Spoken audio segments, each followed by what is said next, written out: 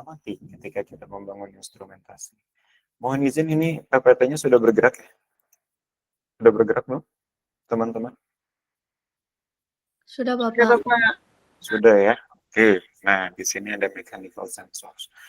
Mechanical sensors atau sensor mekanik ini biasanya terdiri dari beberapa hal inti. Yang pertama itu adalah yang tadi saya bilang, ada sensor pergerakan.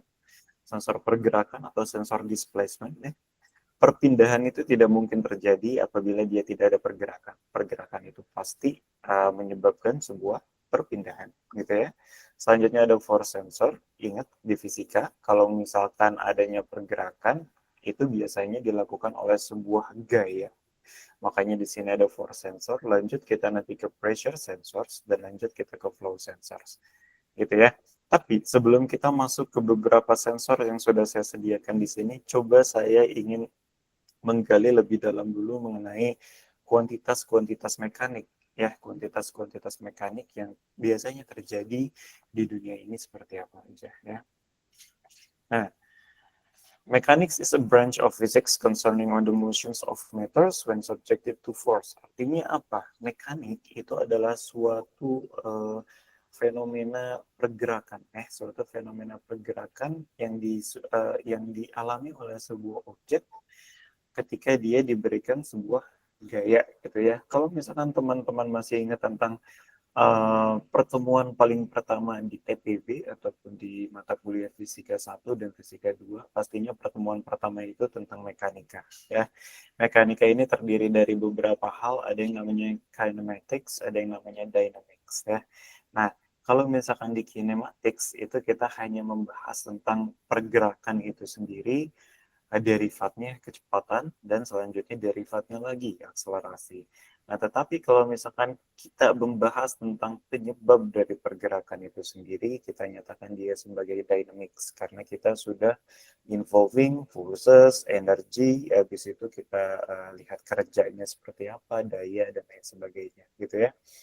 Nah, kita sebagai engineer di sini dalam mengukur suatu satuan perubahan, misal perubahan satuan mekanis seperti satuan pergerakan, perpindahan, gaya, kerja, dan lain sebagainya, tentu membutuhkan yang namanya sensors ya.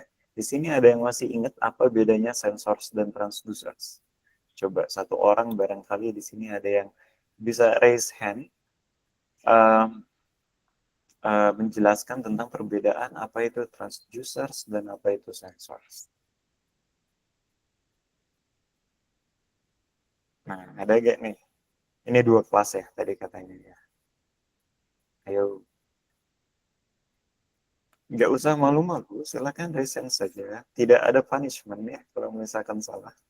Jadi silakan bisa uh, sebebasnya untuk menjawab apa itu bedanya transducers dan sensors.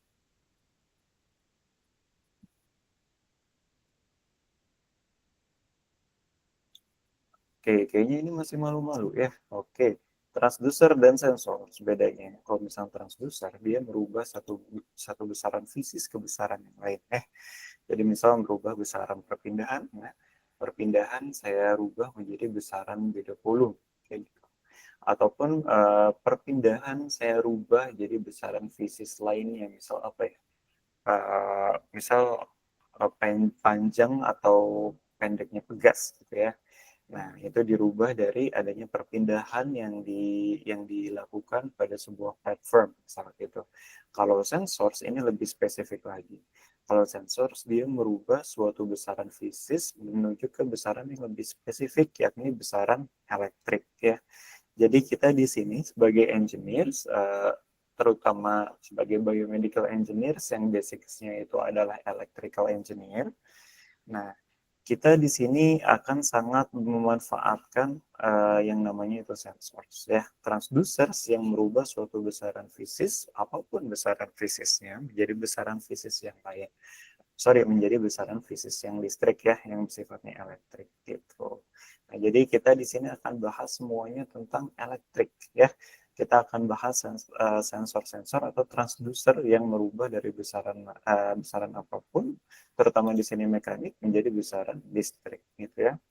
Nah, kita lihat those the mechanical quantities are the quantity that define motions, forces, and energetics ya. Jadi apapun yang akan kita bahas di sini, ini semuanya ada kaitannya dengan pergerakan, ada kaitannya dengan gaya, juga ada kaitannya dengan energetika. Energetika itu bisa termasuk apa namanya tekanan gitu ya, bisa bisa masuk perubahan volume, bisa termasuk dengan apa namanya itu aliran dan lain sebagainya. The most fundamental quantities that's described in mechanics itu biasanya ya, kalau misalkan kita bahas tentang mekanika, sensor itu paling utama adalah sensor perpindahan pasti, displacement ya. Kalau misalkan kita sudah paham mengenai sensor displacement, nanti kita akan sangat mudah untuk menemukan nilai kecepatan, nilai akselerasi, perpindahan, juga nilai gaya, gitu ya. Nah, tekanan gimana, Pak? Tekanan ingat rumusnya kalau misalnya Pascal, dia kan F per A ya. P sama dengan F per A.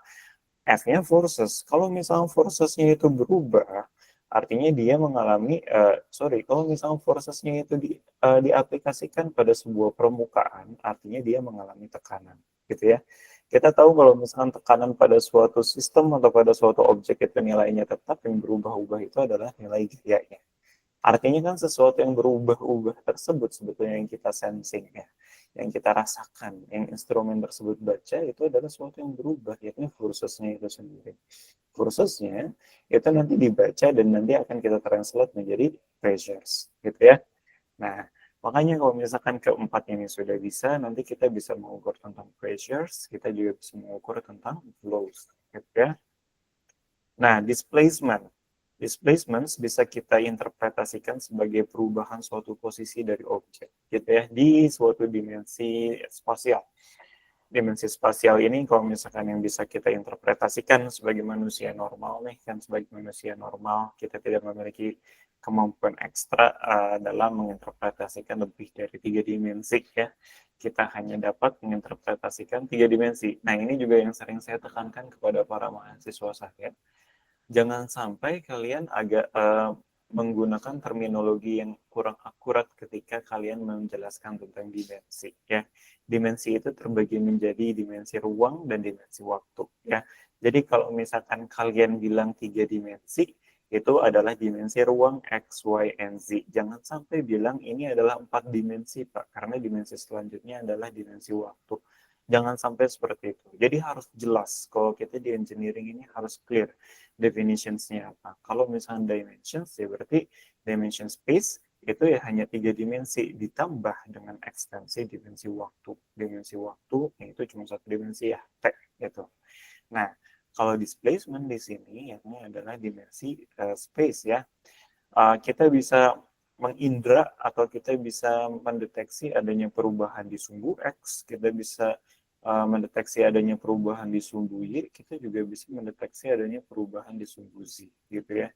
Nah, di sumbu Z ini kita bisa lihat nih ada perubahannya seperti apa. Nah, misal di sini particle position that change from O, misal awalnya kita referensinya barangnya itu ada di O, objeknya itu, lalu dia berpindah secara miring gitu ya, secara miring ke salah satu titik di sini. Nah, sorry, pointer, oke, salah satu titik di sini. Nah, ini kan berarti dia berpindah sebesar X buah, sebesar Y buah, dan sebesar Z buah. Nah, perpindahan tersebut yang harus kita sense. Bagaimana caranya kita dapat melakukan atau membaca perpindahan tersebut? Tentunya kita membutuhkan sensor. Sensor yang paling intuitif. Nah, di sini pertanyaan kedua. Yang paling intuitif untuk mendeteksi adanya perpindahan menurut teman-teman di sini menggunakan sensor jenis apa? Boleh, silakan. Ada yang mau jawab?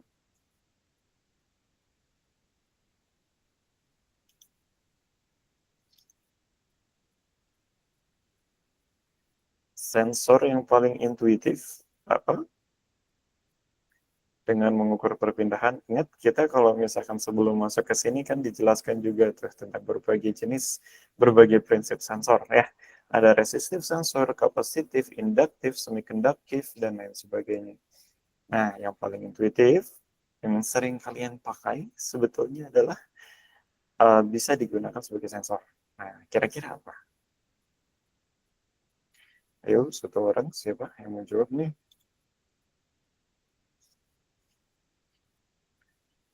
Ayo kita ramaikan grupnya ayo. Mungkin Oriza bisa jawab. Langsung ditunjuk pada dosennya. Ayo, gimana?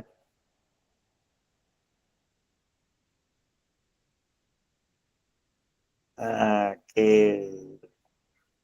Yang paling intuitif itu kalau misalkan teman-teman semua tahu tentang potensiometer, nah itu bisa kita manfaatkan ya. Potensio ini sebagai apa? Potensio ini sebagai adanya sensor dari perpindahan. Karena kita tahu kalau misalkan potensio itu memanfaatkan perpindahan, memanfaatkan dimensions dari resistor itu sendiri ya, untuk mengukur suatu perubahan. Jadi kalau misalnya resistansinya panjang resistor yang dilibatkan itu lebih panjang, artinya resistansinya lebih tinggi dong. Ketika dia lebih pendek, artinya resistansinya lebih rendah. Nah, itu yang kita ukur gitu ya di displacement. Jadi kalau misalkan teman-teman punya potensionya coba kita bisa adjustnya itu translasional gitu ya, naik turun naik. Nah, misal di sini ini adalah resistornya. Um, ini resistornya, lalu ini adalah leversnya ya. Nah, di sini berarti kan dia bisa, misalnya ini satu satu resistor ya. Berarti kalau misalkan dia ada di sini, misal, nah berarti cuma segini resistansi yang terekam. Kalau misalkan leversnya ada di sini, berarti resistansinya lebih panjang. Resistornya lebih panjang ada di sini. Nah ini, pergerakan leversnya ini bisa kita integrasikan dengan suatu momen atau suatu gaya gitu ya. Suatu gayanya itu misal ada gaya berat. Nah gaya berat itu mengalami perpindahan ya. Nah gaya berat itu nanti menimbulkan perpindahan pada levers. Nah perpindahan ini yang nanti kita akan ukur. Perpindahan ini nanti kita akan ukur sehingga nanti kita bisa program ketika tegangannya sekian ternyata nilai apa namanya nilai perpindahannya berapa. Nanti kita bisa extend lagi. Kalau misalkan kita pakai ini sebagai timbangan, artinya kita bisa extend nanti si platformnya ini sebagai pengukur berat gitu ya. Kalau misalkan kita extend lagi sebagai ukuran tekanan, tekanan kan juga dia memberikan sebuah perpindahan gitu ya. Nah, artinya kita juga bisa mengukur tekanan karena F yang terjadi ketika dia menggeser si lever ini gitu ya. Nah, selanjutnya kalau misalkan flow juga bisa seperti itu, karena flow itu semakin besar flow-nya, artinya semakin banyak molekul yang terbawa, semakin banyak tumbukan yang terjadi di dalam levernya, semakin besar F yang terjadi atau gaya yang terjadi di permukaan levernya, itu juga akan semakin besar perpindahan yang terjadi. Gitu ya. Nah, jadi ketika teman-teman di sini sudah paham semuanya tentang displacement sensors, all the mechanical properties teman-teman bisa turunkan. Gitu ya. Jadi sederhana itu sebetulnya prinsip dari transducers apalagi sensors ya di instrumentasi ini. Oke, kita lanjutkan. Nah, kita lihat displacement sensor is already, oh sorry ya, ini catatan saya di TUB. Nah, ini those design give the related principles the transducer paired with its example. Nah, berarti di sini kita langsung saja pada ininya, pada implementasinya. Nih, voltage divider atau potensiometer bisa kita gunakan sebagai sensor displacement, gitu ya. Nih, di sini kita lihat ketika kita mengukur V0 ini sangat-sangat proporsional nilainya dengan panjang AC ataupun AB. Ini AC ini misalkan yang ditunjuk sama levernya ya. Nah, yang ditunjuk sama levernya ini misal adalah AC. Semakin kita mendekati B levernya, nilai proporsinya akan semakin mendekati 1. Ya, tetapi semakin dia jauh dari B, maka akan semakin mendekati nilai 0 gitu ya. Bayangkan kalau misalkan teman-teman di sini punya di sini bisa digambar ya. Pen, oke. Bayangkan di sini teman-teman punya force ya. Nah, di sini ada force. Nah, ada force di sini. Force di sini kan artinya dia akan apa? Dia akan menimbulkan suatu perpindahan ya. Suatu perpindahan dari si levernya ini. Nah, force-nya ini nanti dia akan apa? Dia akan menyebabkan resistor yang tercover sama rangkaian ini itu berubah-ubah. Berarti kalau misalnya di kondisi seperti ini, resistansinya hanya seperti ini aja ya. Nah, tetapi kalau misalkan levernya dia pindah ke sini, nah, berarti kan resistansinya jadi seperti ini ya. Nah, gitu ya. Nah, jadi ini nilai resistansi ini nanti dia akan berubah-ubah dan nilai tegangannya nanti dia akan juga berubah-ubah. Ini kan prinsip voltage divider ya, secara harfiah kan sebetulnya dia voltage divider hanya membagi si resistansinya ya. Karena kan hukum Ohm itu kan I kali R gitu ya. Kalau misalkan kita tahu di dalam KCL ya di dalam di dalam KVL, Kirchhoff voltage law, di mana di dalam satu loop yang sama itu adalah nilai arusnya gitu ya, yang berbeda-beda itu adalah nilai tegangannya gitu ya. Kalau misalkan ternyata dia ada percabangan, berarti arusnya yang berbeda-beda. Berarti kalau misalkan kita lihat di sini, arusnya ini asumsinya adalah sama ya. Nah, yang berbeda adalah nanti nilai R. Nilai R-nya berbeda-beda di masing-masing levels. Makanya nanti tegangannya berbeda-beda. Gitu ya. Itu salah satu extensions dari hukum Ohm dan hukum Kirchhoff untuk mendeteksi adanya displacement sensor. Nah, jadi sederhana ya. Force-nya ini bebas mau apapun, mau force-nya ini kita gerak-gerakin sendiri gitu ya. Force-nya ini berupa sebuah berat gitu ya. Misal ada berat sebuah balok gitu ya. Nah, balok kan beratnya juga dia ini ya, misal ini balok ya. Misal gravitasinya ya, gravitasinya misal ke sini nih. Nah, gravitasinya misal ke sini. Berarti kan F-nya apa? F-nya sama dengan M kali G ya, massa kali gravitasi. Nah, berarti ini bisa jadikan timbangan atau bisa jadikan tekanan. Tekanan itu misal di sini kita punya pompa nih. Nah, misal di sini kita punya pompa. Pompa tersebut dia memberikan tekanan gitu ya. Tekanan juga sama kan? Tekanan itu rumusnya apa? P sama dengan F per A gitu ya.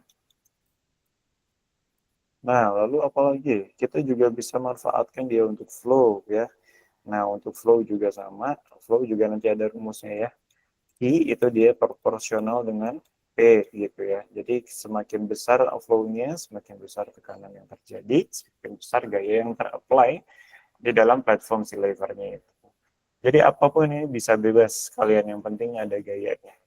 Gitu ya.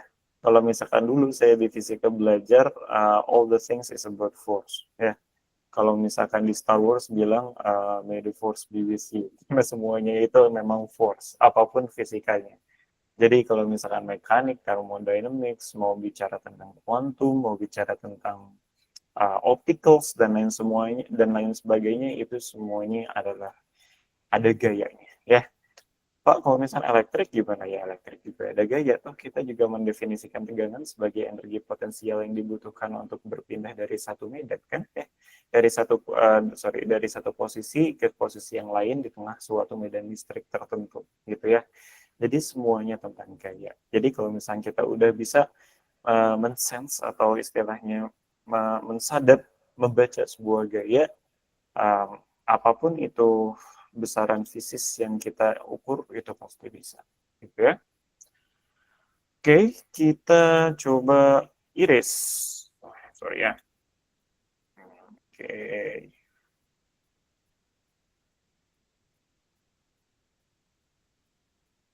kita lanjutkan ke selanjutnya. Ini adalah example. Oh sorry, ini masih ini ya, masih belum ke edit sebentar.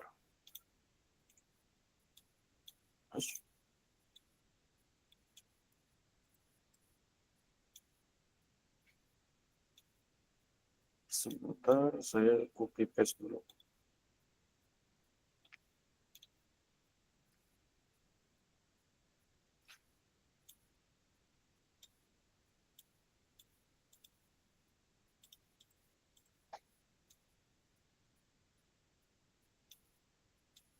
Oke. Sip.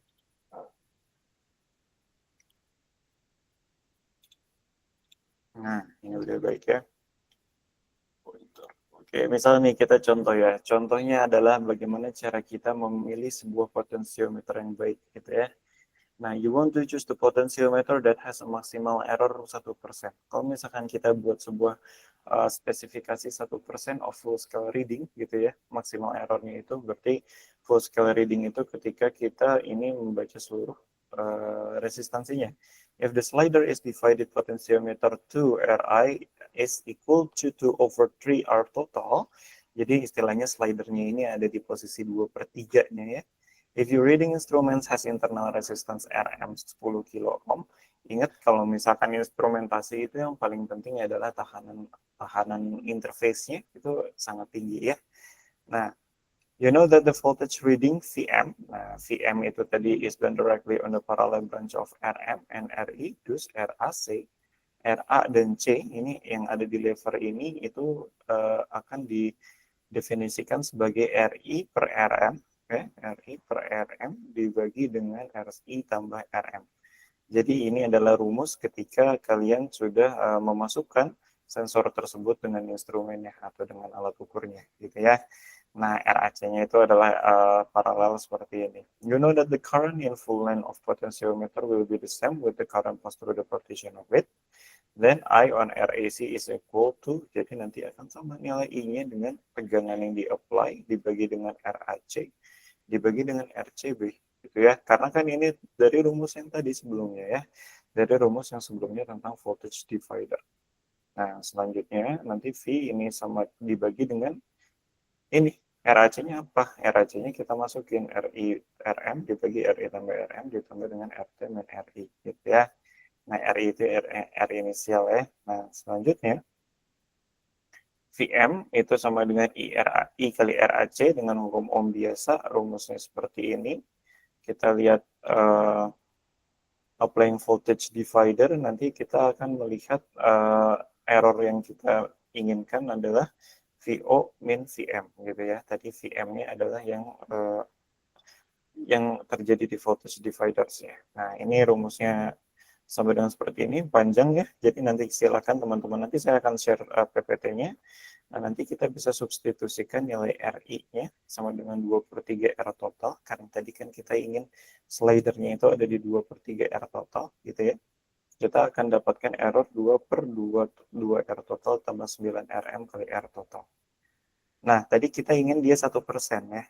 Jadi maksimum errornya ingin 1%. Nah, you know that RM is 10 kilo ohm. Kita tahu kalau misalkan R measurernya itu adalah apa namanya 1 kilo ohm yang di sini ya. Ini kan instrumennya ini untuk mengukurnya.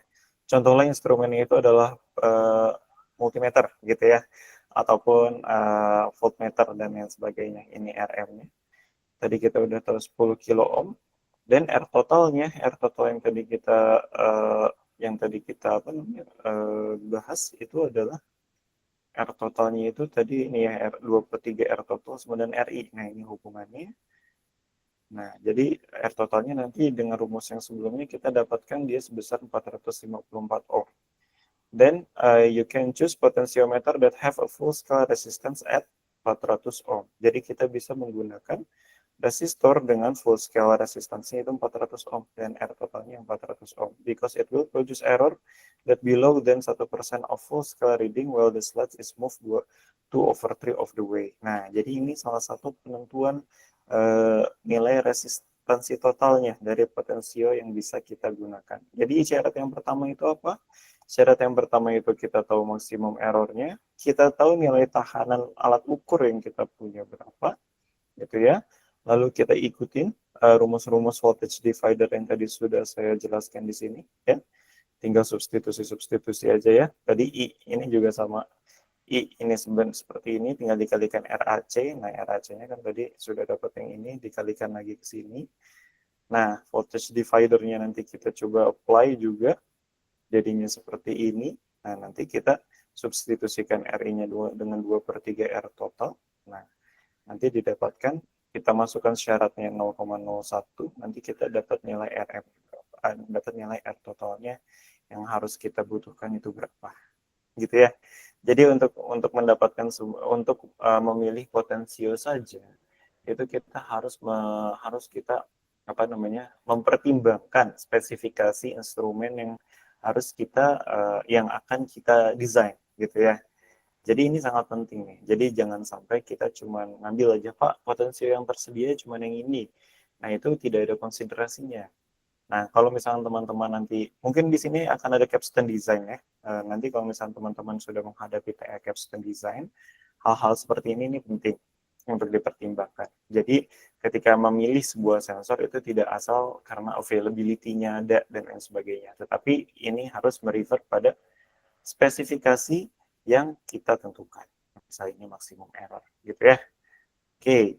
Nah, sebetulnya di sini ada exercise, nanti akan saya kasih slides-nya, nggak akan saya bahas di sini. Nanti teman-teman silahkan pahami exercise-nya juga sebagai pemahaman ekstra dari contoh yang sudah saya sebutkan.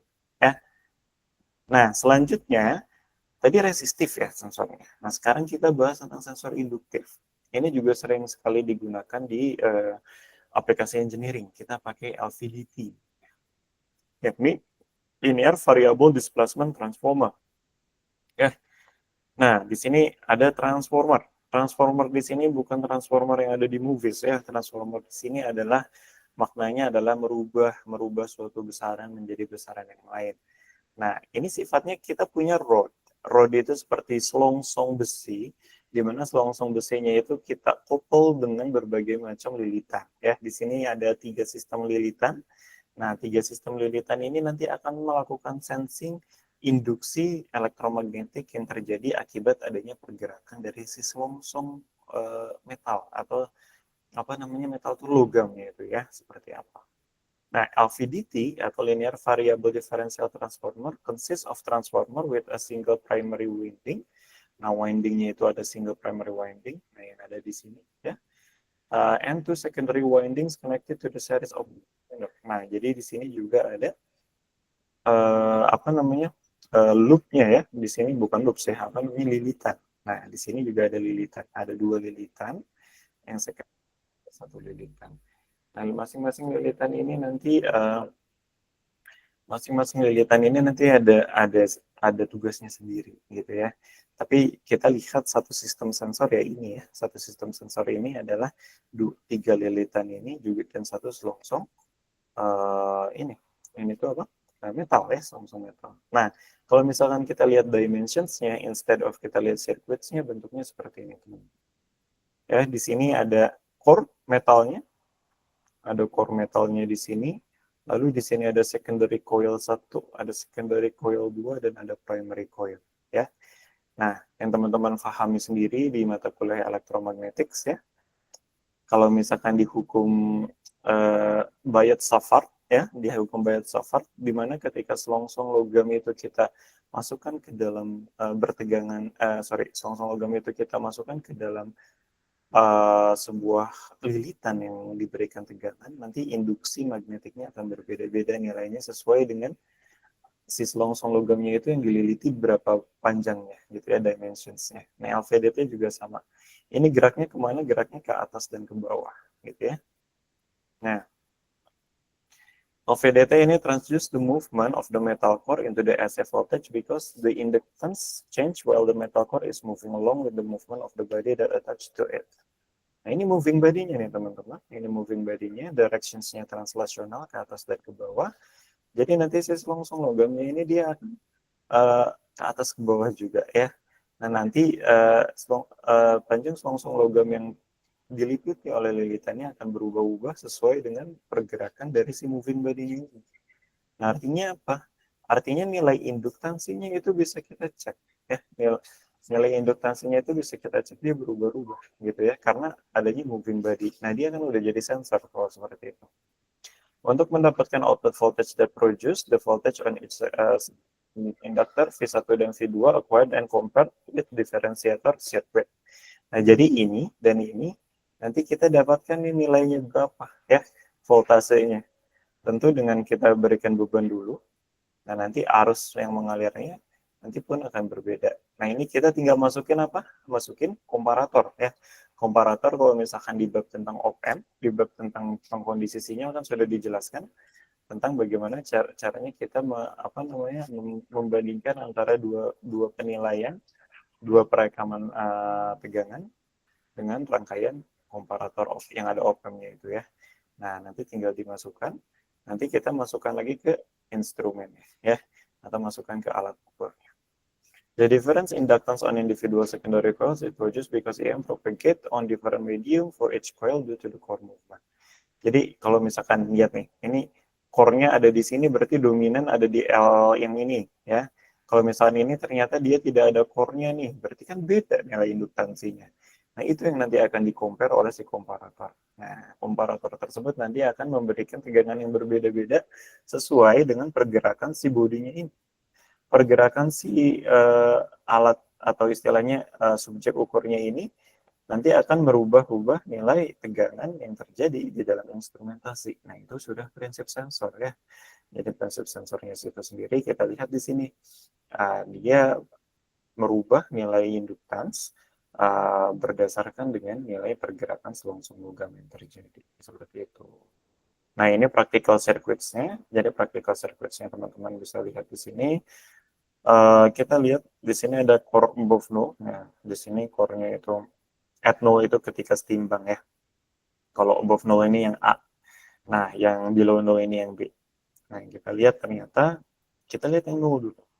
V0 yang ketika dia di posisi null, hasil komparatornya gimana? Hasil komparatornya dia flat. Ya. Nah, ketika above null ternyata hasil komparatornya dia seperti ini. Dan ketika core below null jadinya seperti ini. Nah, teman-teman kalau misalkan mau masuk ke sini, teman-teman ingat kembali tentang mata kuliah rangkaian listrik tentang rangkaian reaktif ya. Rangkaian reaktif kan dia ada superposisi ya. Bagaimana caranya kita menghitung superposisi, bagaimana caranya kita melihat ada yang destruktif dan ada yang konstruktif gitu ya.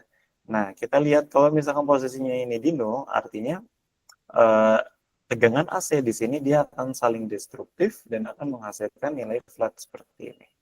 Kalau misalkan ternyata dia tidak nol, misal di atas nol, nanti dia akan mengalami superposisi yang menyebabkan terjadinya ini ya perekaman arus bolak-balik di rangkaian atau di instrumen gitu ya.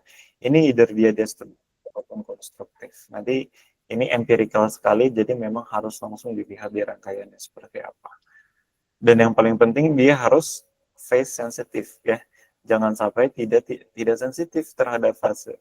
Karena apa? Karena dia ini sangat berkaitan dengan fase ya untuk arus AC itu.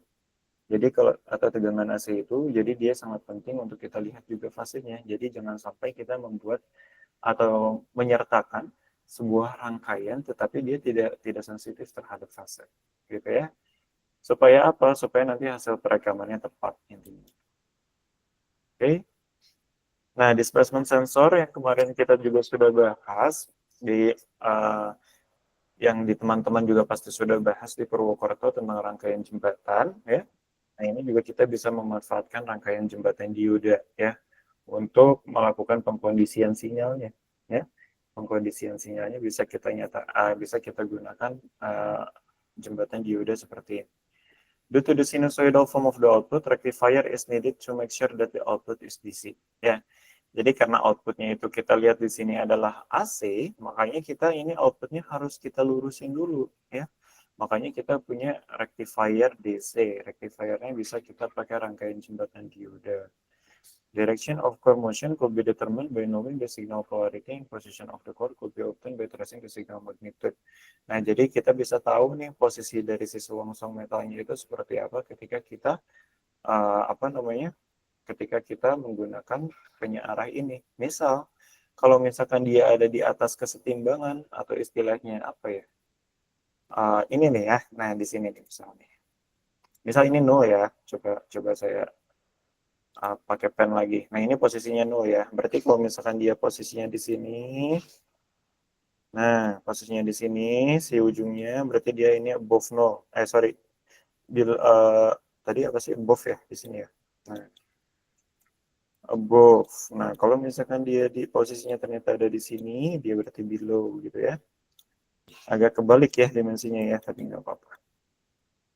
Nah, kalau misalnya kita pakai rectifier, kita bisa tahu di mana si selongsong metal ini dia ada di below 0 karena dia rectifying-nya itu ke bawah, dan di mana pada saat dia above 0 artinya pada saat dia ke atas. Nah, manfaatnya apa Pak? Kita tahu dia ke atas atau ke bawah. Kalau misalkan kita mengukur suatu perpindahan, tetapi perpindahan itu bolak-balik, gitu ya. Atau kalau misalkan kita mau iseng, ya, kita mau iseng buat sebuah keran nih, buat sebuah keran, tapi kerannya itu dia alirannya bolak-balik dari A ke B, misal kerannya ya. Misal ada flow dari A ke B. Nah, dua-duanya masing-masing punya pompa nih, ya. Masing-masing punya pompa. Nah, di sini alirannya jadi either bisa dari A ke B atau dari B ke A. Nah, di sini kita kasih AVDT gitu ya. AVDT-nya core-nya ke sini misal. Nah, kita bisa tahu jadinya alirannya dia dari A ke B atau dari B ke A. Gitu ya. Nah, itu manfaatnya kalau misalkan kita pakai AVDT. Seperti itu ya.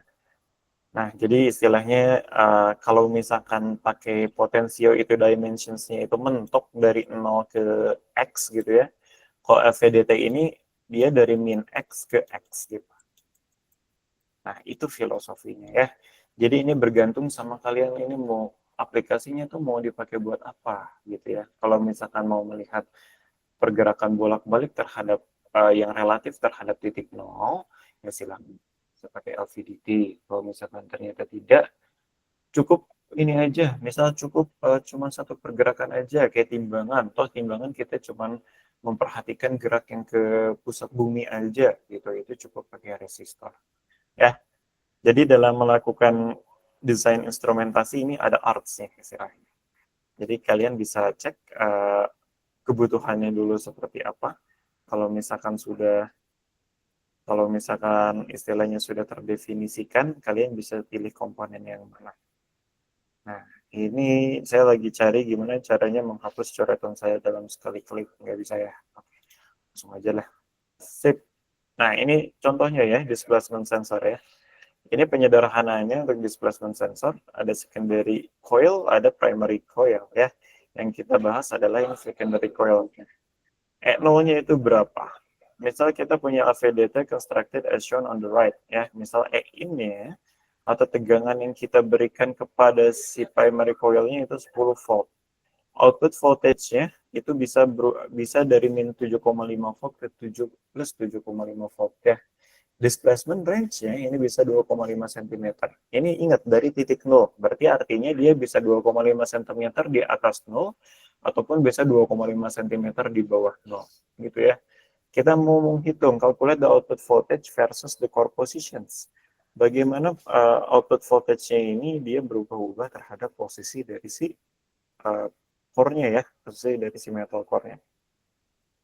Nah, E0 ini sama dengan 2 per 2,5 kali 7,5 ya.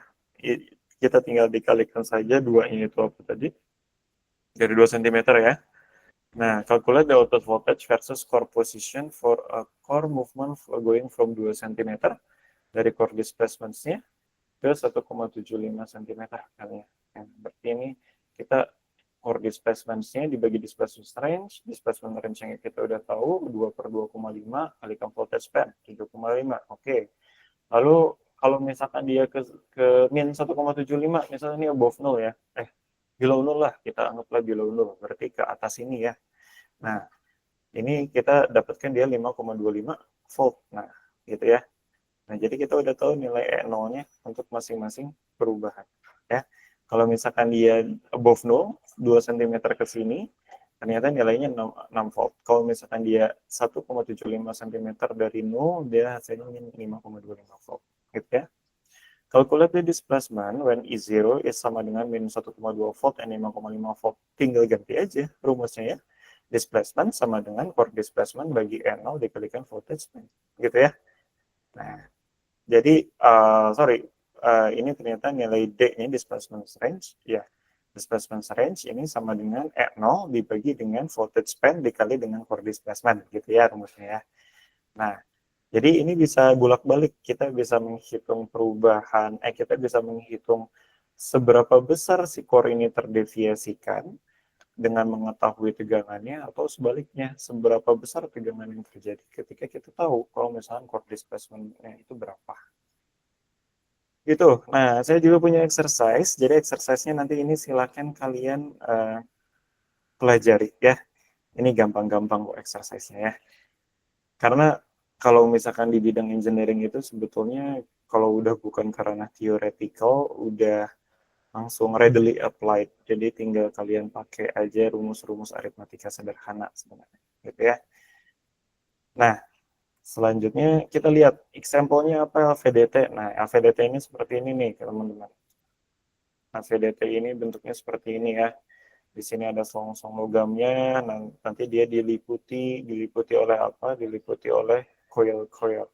Spesifikasinya ada, jadi ini bisa kita lihat spesifikasinya seperti apa. AVDT-nya ini langsung dirubah jadi DC gitu ya. Nah, dan lain sebagainya. Jadi ini data sheet-nya itu sangat-sangat informatif. Jadi nanti kita bisa melihat, oh ya kita mau butuh yang istilahnya pergerakannya dari sekian ke sekian gitu ya. Nah, ini mungkin di sini akan ada nih di apa namanya di data sheet-nya. Ini si AVDT ini pergerakannya bisa dari berapa ke berapa. Kita butuh output-nya dari 0 ke 10. Oh iya, ternyata dia juga 0 ke 10. Berarti bisa. Gitu ya. Oke. Nah, displacement sensors ini bisa kita extend ya jadi velocity, tinggal kita turunkan dan kita extend juga jadi accelerometer ya, accelerometer atau percepatan. Nah, kalau measurement velocity is simply done by knowing the displacement of the object on different time, so direct displacement should be utilized. Jadi ini memang kita lihat juga dimensi waktunya. Kalau misalkan di sini berapa volt, 1 detik kemudian di sini berapa volt, kita bisa tahu nilai kecepatannya berapa. Nah, kalau misalkan accelerometer ini yang agak khusus ya, the measurement of accelerometer dia butuh massa. Kenapa butuh massa? Karena kita butuh hukum Newton 2. Hukum Newton 2 sama dengan F sama dengan M kali A. Makanya di sini butuh massa. Makanya biasanya kita pakai kristal kalau misalkan di accelerometer ya. Di sini ada seismic mass, biasanya pakai seismic mass, kita juga biasanya pakai spring ya. Ada apa namanya? Spring itu tegas gitu ya, dan ada dampers. Dampers itu biasanya compliant seperti ini. Ya. Nah, ini displacement transducernya. Kita masukin sini, ada masanya. Nanti kalau misalkan dia ada force di sini, misal ya, di sini ada force. Nah, ada force di sini, misalnya kayak gitu.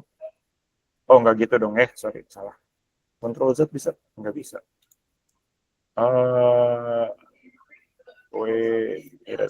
Nah, kalau misalkan kita punya pergerakannya ke atas dan ke bawah, nanti kan si M-nya juga dia akan ke atas ke bawah gitu ya. Si M-nya ke atas ke bawah nanti ini akan mempengaruhi nilai bukan nilai koefisien, tetapi akan mempengaruhi extensor dan uh, contractions dari si K gitu ya, juga buat si dampernya. Nah, nanti dia akan terekstrak nilainya apa? Nilainya F sama dengan M kali A gitu ya. F-nya itu nanti diukur dari mana? Dari displacement-nya ini sendiri gitu ya. Displacement ini nanti kita akan dapatkan nilai F-nya. Nah, nilai A-nya berarti kan kita tinggal membagi F dengan M gitu ya. Nah, membagi F dengan M. Jadi nanti dapat hasil A-nya berapa. Gitu ya. Nah ini nih, kita lihat ada KX, ada BX, ada MX ya.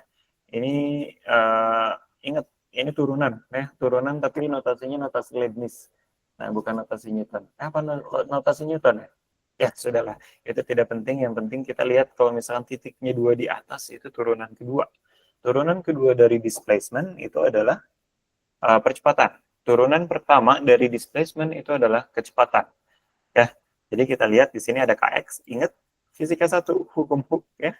Di sini juga ada damper. Nah, ini belum pernah diajarkan ke kalian tentang adanya B kali V ini. Ada damper kalikan kecepatan sama dengan M kali A. Gitu ya. Dan M kali A sendiri ini apa? Adalah gaya total ya. Ingat di fisika 1 kalau misalnya belajar mekanika pasti tentang belajar equilibrium ya, atau kesetimbangan. Nah, ini juga sama, kesetimbangan yang terjadi. Artinya gaya total yang terjadi pada si framework accelerometer ini sama dengan akumulasi dari gaya pegas yang terjadi dengan gaya damper yang diberikan. Gitu ya. Jadi akhirnya fisika kalian terpakai gitu ya di sini ya, di instrumentasi. Nah, kita bisa mendesain nih nilai F sama dengan M kali A ini, sensor macam apa sih sebetulnya yang kita butuhkan, gitu ya. Seperti itu. Oke. Nah, accelerometer biasanya kayak gini, ada 3 dimensi ya. Karena kan gayanya nggak cuma ke atas ke bawah aja ya. Nah, nggak cuma ke atas ke bawah aja, tapi juga bisa ke kanan ke kiri gitu ya. Atau ke depan ke belakang nih, ke depan ke belakang gitu ya, atau ke depan sama ke belakang ya. Jadi kan ada 3 dimensi. Nah, makanya kalau misalnya kita punya accelerometer, biasanya itu sudah 3 dimensi nih. Nah, dia satuannya G ya, satuannya itu gravity dalam satuan akselerasi. Nah, ini X out-nya nih. Teman-teman lihat nih 3 dimensi. Ini misal unitnya ya, unit accelerometer. Nah, kita lihat X out-nya ini 0G, Y out-nya ini 0G, dan Z out-nya itu 1G. Jadi yang perpendicular terhadap ininya, perpendicular terhadap plane-nya, ini kan plane Z nih. Nah, ini plane Z. Nah, ini akan menghasilkan 1G gitu ya. Nah, kalau misalnya dibalik sensornya ya jadi minus gitu ya. Ini juga sama. Ini kan ke depan sini, berarti perpendicular terhadap X gitu ya. Ini plane X. Dan yang ini Y, yang Y mana ya? Ini ya, yang Y di sini. Nah, berarti yang Y itu dia seperti ini nih. Nah, berarti nanti dia perpendikularnya seperti ini terhadap Y. Gitu ya. Nah, ini adalah accelerometer. Biasanya accelerometer itu ada juga datasheet-nya, jadi teman-teman bisa lihat nih datasheet-nya seperti apa. Ya, mau pakai apa nih misal? Teman-teman mau pakai yang range-nya ada di 2 sampai 2,5G, silakan bisa pakai DXL 327 gitu ya. Dan lain sebagainya. Sensitivity-nya udah tercatat juga ya. Zero G bias-nya sudah tercatat juga. Semua tentang karakteristik statik dan karakteristik dinamik semua ada di datasheet ya. Kan kita sudah modali ya teman-teman semua dengan pengetahuan karakteristik statik dan karakteristik dinamik. Nah, jadi harapannya ketika membaca datasheet, teman-teman sudah bisa paham apa sih sebetulnya yang ditampilkan oleh data tersebut. Gitu ya. Oke, sampai di sini ada pertanyaan sebelum tutup medisnya. Bentar. Yuk, ada pertanyaan, silakan raising hands. Tinggal 1 jam lagi. Saya, kalau saya di kelas gitu, jadi ngobrol-ngobrol udah 1 jam. Ya, tiba-tiba Mungkin Mas, udah bisa eh, waktunya. Gimana, ada mungkin bisa pertanyaan? di itu Mas apa bisa diberikan contoh gitu. Kira-kira apa sih sebenarnya yang menggunakan displacement flow dan tekanan Ya, kalau di biomedis? oke, di biomedis ya. Ya, Kalau misalkan kita bahas di biomedis yang membutuhkan displacement, itu yang tadi saya bilang body scale. Apa sih bahasa Inggrisnya? Timbangan itu, timbangan ya. Pokoknya segala macam bentuk timbangan itu biasanya menggunakan displacement sensor gitu ya. Tapi kadang juga sekarang mau pakai piezoelektrik ya. Kita ngelihatnya dari apa namanya bendingnya, dari bending atau dari tegangan-tegangan si materialnya itu sendiri. Nah, kalau misalkan di perhitungan tekanan darah invasif ya, di yang invasif kita masukin nih pressure sensornya ke dalam. Nah, itu biasanya kita juga pakai displacement ininya, prinsipnya ya. Karena nanti kan ada flow darah tuh, flow darahnya itu nanti akan mendorong si sensor apa namanya sensor yang bisa bergerak bebas, degree of freedomnya biasanya satu ya dimensinya, cuma di satu plane doang. Nah, selanjutnya ini disertasi saya, kalau misalkan saya bisa cerita. Jadi disertasi saya ini bahas tentang apa namanya getaran jantung ya. Jadi getaran jantung itu nanti akselerometer saya taruh di sini nih di dada, nah di sternum, di sternum. Nah saya kasih di sternum. Habis itu si akselerometernya nanti merekam sumbu X, sumbu Y, sama sumbu Z gitu. Itu kelihatan nanti kayak EKG polanya. Bukan ya, bukan polanya kayak EKG ya, tapi kemunculan peaks-nya itu barengan sama EKG gitu. Jadi banyak ininya prinsipnya ya, atau banyak pemanfaatannya di dunia biomedis untuk displacement sensors, force sensors dan lain sebagainya. Akan lebih jauh mungkin kita bahas di ini ya, di apa namanya uh, bagian selanjutnya nih yang saya akan presentasikan yang langsung ke dunia medis. Oke, ada pertanyaan dulu Kak sebelumnya nih? Sebelum kita masuk medis ya, kalau misalkan di dunia akademia. Nah, kita ngobrol sama dokter nih. Nah, kita ngobrol sama dokter, tentunya kan kita harus punya modal ya. Nah, modal kita sebagai engineer kan modalnya ini. Nah, kita harus paham dulu nih, paham benar dulu nih tentang aspek engineeringnya. Baru kita nanti ngomong ke dokter, gitu. Nah, makanya ini pertanyaan-pertanyaan di sini tuh krusial. Ada yang ingin ditanyakan nggak tentang engineeringnya? Baru nanti kita lihat aplikasi medisnya seperti apa. Gimana? Yang mau bertanya, silahkan. Langsung raise hand aja, nggak apa-apa, jangan malu-malu. Saya dosen yang baik kok, di Kaltim, di TUB. Gak galak-galak saya, Pak. Ya, silakan kalau yang mau tanya. Galak kok, tenang aja. Dia takut sama istri masalahnya. Kacau. Iya. Ayo, gimana? Ada yang mau ditanya nggak? Kalau nggak ada, kita lanjut kali ya, Mas ya? Ya, silakan. Oke, lanjut. Kalau ngomongin soal sistem ya, ngomongin soal sistem instrumentasi ini kadang saya suka asik sendiri gitu loh. Jadi nggak kerasa aja kita udah bahas 1 jam bahkan ya. Nah, coba saya pindahin dulu ke presentasi yang berhubungan dengan medisnya.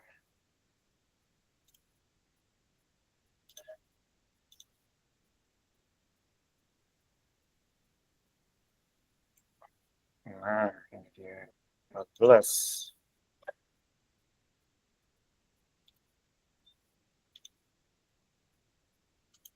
Pak, kok kita muter-muter nih dari elektro dulu sampai baru ke biomedis. Nah, kenapa? Karena ada alasannya ya.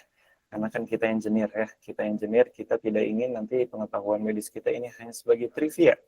Kita harus bisa memanfaatkan pengetahuan medis kita ke dunia engineering. Makanya electrical engineering-nya harus kuat dulu sebelum kita masuk uh, menyelesaikan masalah-masalah medis gitu ya.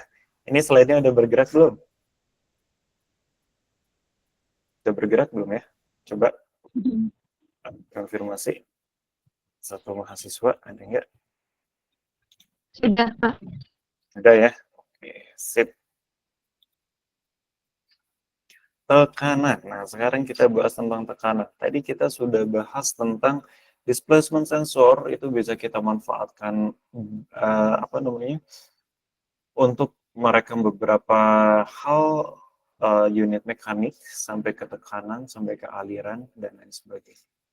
Nah, sekarang kita bahas tentang tekanan di dalam medis itu sendiri seperti apa. Yang paling umum ya, kalau misalnya tekanan itu sebetulnya yang paling umum ada di dunia kardiovaskular. Nah, ini kalau misalkan kita bahas tentang instrumentasi, sebetulnya ada 2 kiblat teman-teman. Ada yang mengelompokkannya terhadap sistem fisiologi, misal instrumentasi kardiovaskular, instrumentasi respiratori, instrumentasi urinary dan lain sebagainya. Ada juga yang dia enak membaginya terhadap bagaimana sensor itu sendiri bekerja. Jadi ada instrumentasi yang berdasarkan sensor resistif, kapasitif, induktif, semikonduktif, dan lain sebagainya. Gitu ya. Nah, sekarang kita buat frameworknya ini yang tadi, yang satu, ya, yang awal. Jadi sensor instrumentasi tekanan berdasarkan sistem fisiologinya apa. Yang paling umum untuk tekanan adalah tekanan darah ya di dalam sistem kardiovaskular. Nah, satu orang deh, ada gak yang mau bercerita bagaimana caranya kita mengetahui tekanan darah kita masing-masing? Pakai apa alatnya? Satu orang coba. Siapa nih? Atau gini, saya coba tanya Pak Afin, kalau misalkan ada yang jawab, kita tambahin nilainya. Gimana Pak Afin? Oh, silakan, nggak apa-apa. Nanti Pak Afin tambahin nilainya nanti Pak Afin catat nanti ada nilai plus. Ya. Ada gak yang mau jawab nih? Gimana silahkan caranya naik kita mengukur ya. tekanan darah? Nanti nilai UTS-nya ditambahin. Asik. Sip.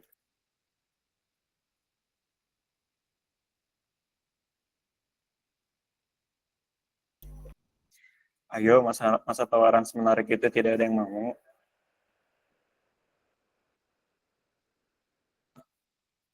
Yuk, raise hand, satu orang. Nah, Lutfia Setianingsih. Oke, halo Lutfia. Ah, oke, Lutfia Setianingsih. Dipanggilnya siapa, Lutfi? Iya, Lutfi. Oke, Lutfi. Gimana caranya kita mengukur tekanan darah kita? Bisa dijelaskan nggak gimana? Kalau setahu saya sih pakai tensimeter ya, Pak, yang nanti salah satu lengan kita itu dipakein apa ya, kayak manset gitu. Habis itu nanti, tapi biasanya digulung dulu apa ya lengannya. Habis itu dipakein manset, itu nanti tersambung juga sama tensimeternya. Terus di apa namanya, ditekan tombol start, terus ya nanti dia bakal eh, menyesuaikan sesuai dengan ya dia melakukan pengukuran lah di situ. Terus nanti ada catatan hasil pengukurannya di tensimeternya berapa mmHg gitu sih Pak. Oke, kira-kira bisa membayangkan nggak prinsipnya seperti apa sih sampai kok keluar nilai mmHg-nya? Gimana Lutfi, bisa kebayang nggak?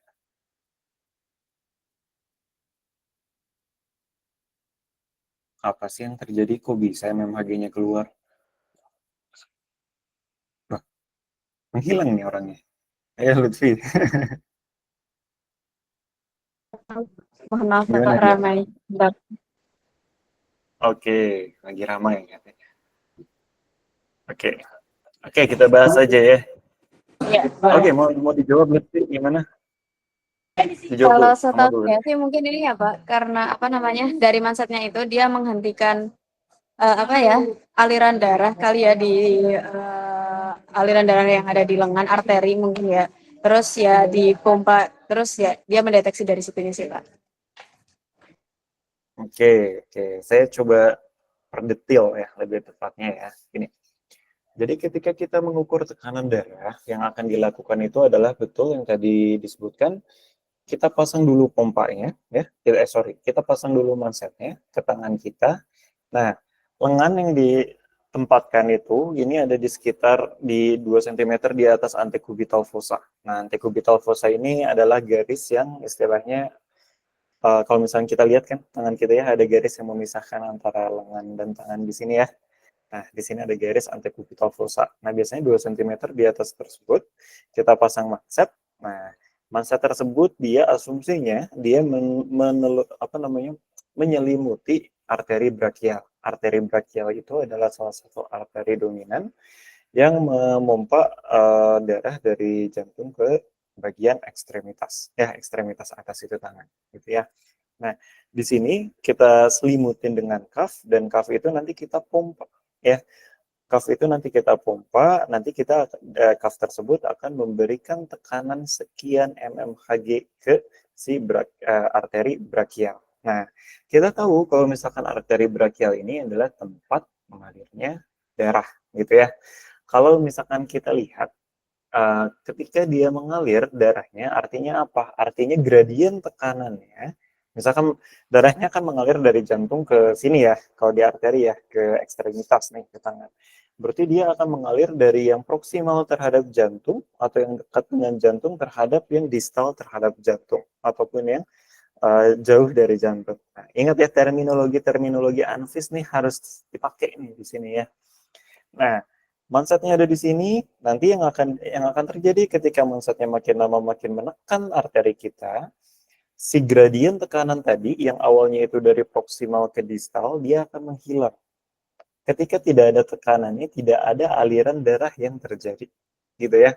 Tidak ada aliran darah yang terjadi. Jadi si pompanya itu akan memompa sampai si arteri brachial itu gradiennya hilang.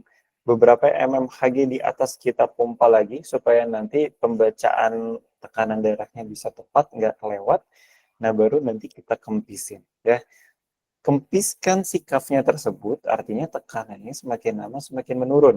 Ini ada standarnya dari American Association of Medical Instrumentation, namanya AMI.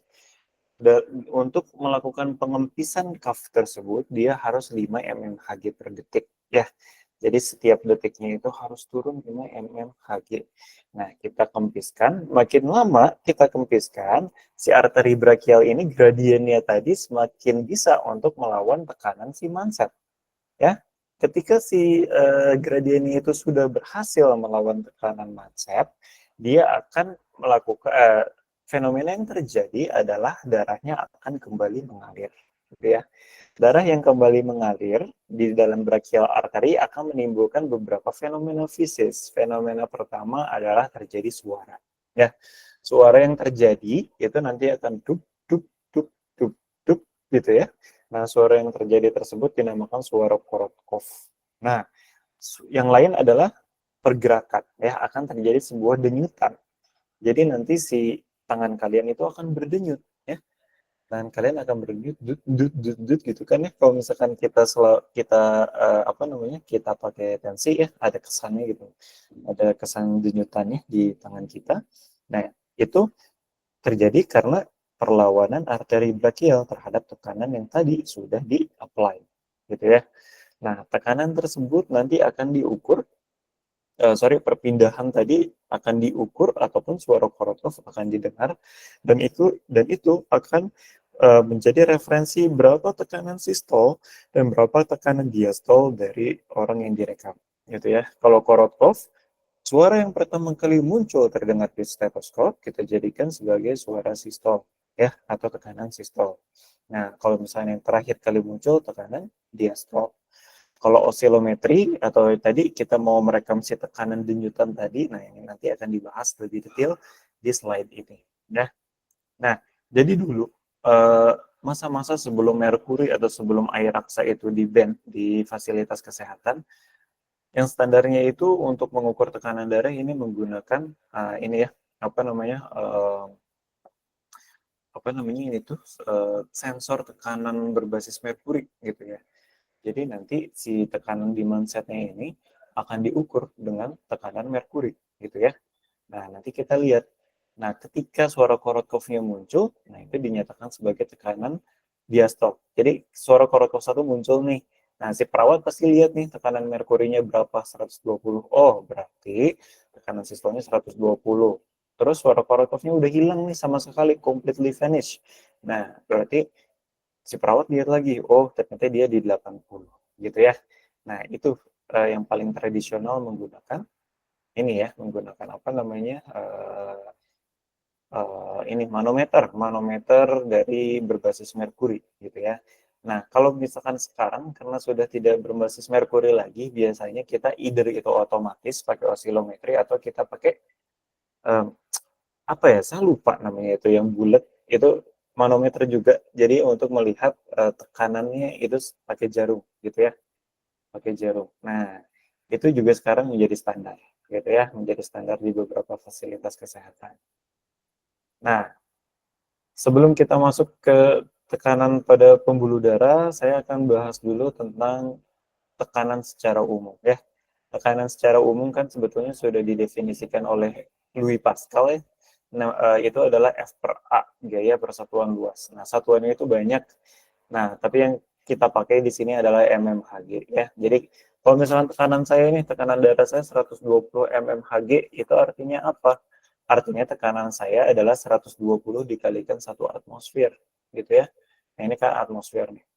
Jadi 120 dikalikan 1 atmosfer. Nah, jadi, ini kan mmHg ini ada 760 ya. Jadi 761 atmosfer itu sama dengan 760 mmHg. Sorry ya, ini bacanya gini. 1 atmosfer itu adalah 760 mmHg. Gitu ya. Artinya kalau misalkan kita punya 120 mmHg, ya, artinya tinggal dibagi dengan 760. Nah, itu ada sekian atmosfer, gitu ya. Jadi 0, sekian, sekian, sekian. Ya. Nah, ini juga banyak nih satuannya. Satuannya bisa Newton per meter square. Ini SI sekali ya. Bisa juga menggunakan ini. Yang ada di Amerika biasanya LB per inci kuadrat ya. Atau pakai C. gitu. Nah, ini atmospheric pressures, kalau misalnya saya boleh ilustrasikan, ini ada di sini, ya. Nah, biasanya di sini adalah pressure above atmospheric pressures, ada di sini. Nah, ini yang below atmospheric pressures, ya. Nah, oke. Nah, tekanan darah dalam biomedis biasanya sistol itu di 140 maksimum, ya. Kalau di atas 140 biasanya dikonsiderasikan sebagai tekanan darah tinggi, gitu ya. Minimumnya itu ada di 90. Kalau misalnya venous blood pressure itu di 3 sampai 7, ya. Nah, di kapiler juga ternyata sudah terekam ada 30 sampai 10. Nah, kita tunda dulu karena azan, ya. Kita istirahat dulu.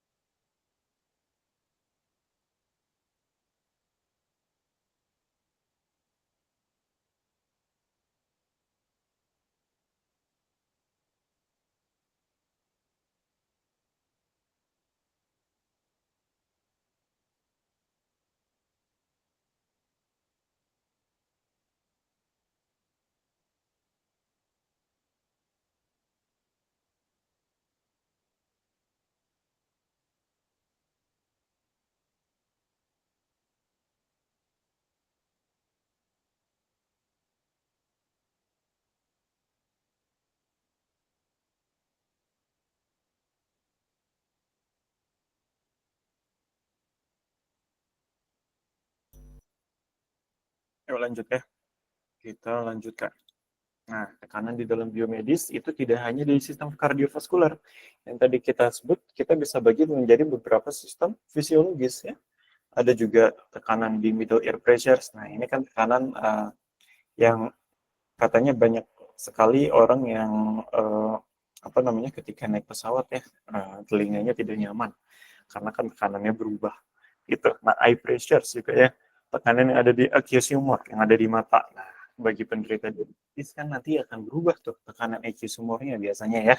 Makanya nanti ada yang dinamakan sebagai diabetic retinopathy. Nah, gitu ya. Nah, selanjutnya cerebrospinal fluid pressure in brain. Nah, yang ada di otak gitu ya.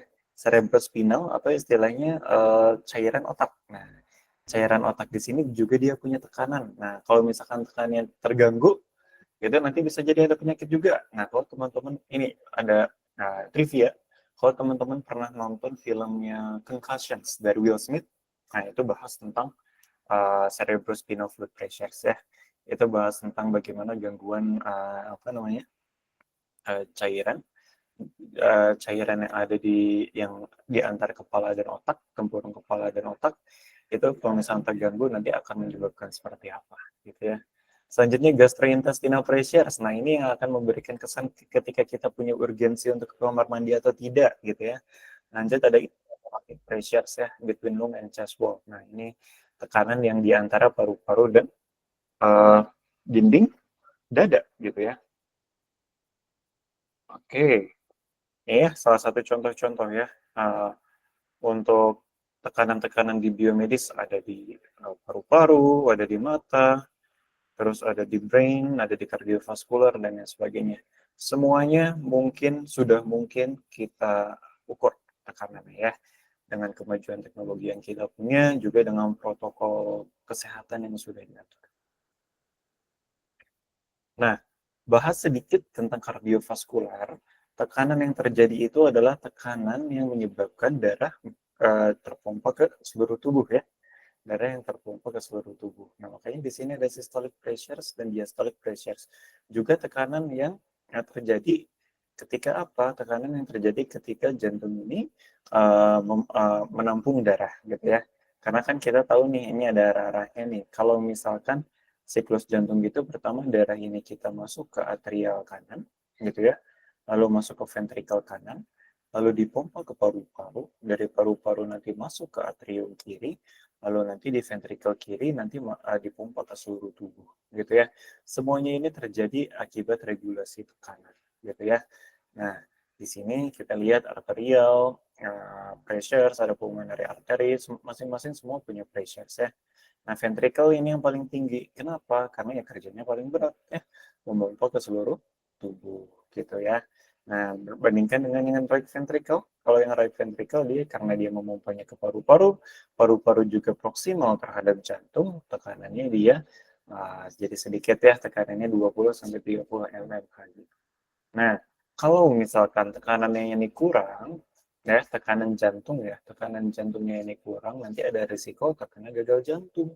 Karena kenapa? Definisi gagal jantung itu sendiri adalah volume darah yang terpompa itu sedikit dibandingkan dengan yang normal. Nah, itu nanti ada risikonya gagal jantung kalau misalkan tekanannya ini tidak terregulasi dengan baik. Gitu ya. Nah, oke. Nah, pengukuran tekanan darah sekarang. Pengukuran tekanan darah ada yang non-invasif dan ada yang invasif. Tentu kalau misalkan kita ditanya mana yang gold standard, mana yang lebih accurate gitu ya. Tentu yang pengukuran langsung lebih accurate gitu ya, yang invasif. Tetapi bagaimanapun kita melihat dari segi practicality, dari segi affordability gitu ya. Pressure sensor itu kalau misalnya yang dimasukin ke dalam kateter itu mahalnya minta ampun. Katanya bisa habis 2.500.000 per orang gitu ya. Nah, ini untuk si pressure sensornya aja, belum nanti fasilitas-fasilitas lainnya. Nah, makanya kita sekarang punya alternatifnya itu yang non-invasif. Yang non-invasif kita bisa pakai suara Korotov tadi, kita bisa pakai yang digital yang berbasiskan osilometri. Gitu ya. Nah, ini pengukuran tekanan darah secara tidak langsung yang tadi saya sudah jelaskan. Kita tempatkan mansat di brachial artery, kita pompa brachial artery sehingga brachial artery sudah tidak mampu lagi menciptakan gradien tekanan. Lalu nanti kita kempiskan sampai si gradien tekanan itu muncul lagi, alirannya ngalir lagi, sinyalnya kita rekam. Gitu ya. Nah, sinyalnya kita rekam, nanti kita tentukan mana tekanan sistol dan mana tekanan diastol. Nah, ini ya. Kalau misalnya kita lihat di sini ada suara Korotov. Ya, ini suara yang terjadi di stetoskop, suara Korotov. Ini ada first Korotov sound dan ada last Korotov sound. Nah, first Korotkoff sound yang kita dengar sendiri gitu ya, itu kita jadikan sebagai tekanan sistole. Nah, yang lost Korotkoff itu kita jadikan tekanan diastole gitu ya. Yang kita lihat tekanannya ini di sini gitu ya. Nah, oke, Pak, kekurangannya apa kalau misalnya suara Korotkoff ini? Nah, pendengaran dari masing-masing operator, either itu dokter ataupun nurse, ataupun kita misalnya, itu kan berbeda-beda sensitivitasnya ya. Nah, nanti akan ada subjektivitas di sini. Ya, yang misal dokter A sama dokter B. Dokter A bilang first Korotkoffnya ada di sini, tapi dokter B bilang ada di sini. Gitu ya. Atau misal yang pendengarannya misal sangat sensitif. Wah, ternyata saya bisa dengar first Korotkoffnya di sini.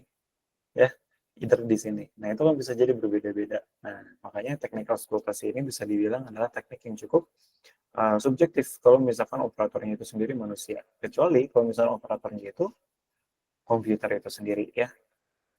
Nah, kita lihat sekarang stetoskop ya. Nah, stetoskop sendiri ini di sini kan ada bel sama apa? Saya lupa. Diafragma ya, ada diafragma sama bel. Nah, biasanya yang didengarkan itu di diafragma ya. Jadi kan bisa dibolak-balik tuh stetoskop, ada diafragma sama bel. Kalau bel itu biasanya untuk mendengarkan pediatri ya, ketika dokternya itu dokter anak. Nah, kalau misalnya yang dewasa untuk mendengarkan suara jantung biasanya pakai diafragma atau lapisan karet yang rata di chest piece-nya si stetoskop gitu ya. Nah, dia punya frekuensi respons. Nah, frekuensi responsnya itu bergantung dengan diameter dari belnya itu sendiri, gitu ya. Jadi semakin besar diameter belnya, nanti frekuensi responsnya bisa semakin rendah, ya. Jadi respon frekuensinya semakin rendah karena semakin besar kontaknya, ya. Nah, tensionsnya semakin tinggi itu semakin baik. Nah, selanjutnya sigmanya diafragma area density semakin dia tinggi. Nah, semakin dia tinggi, dia akan semakin rendah frekuensinya ya. Semakin dia rendah, area density-nya berarti semakin besar respon frekuensinya.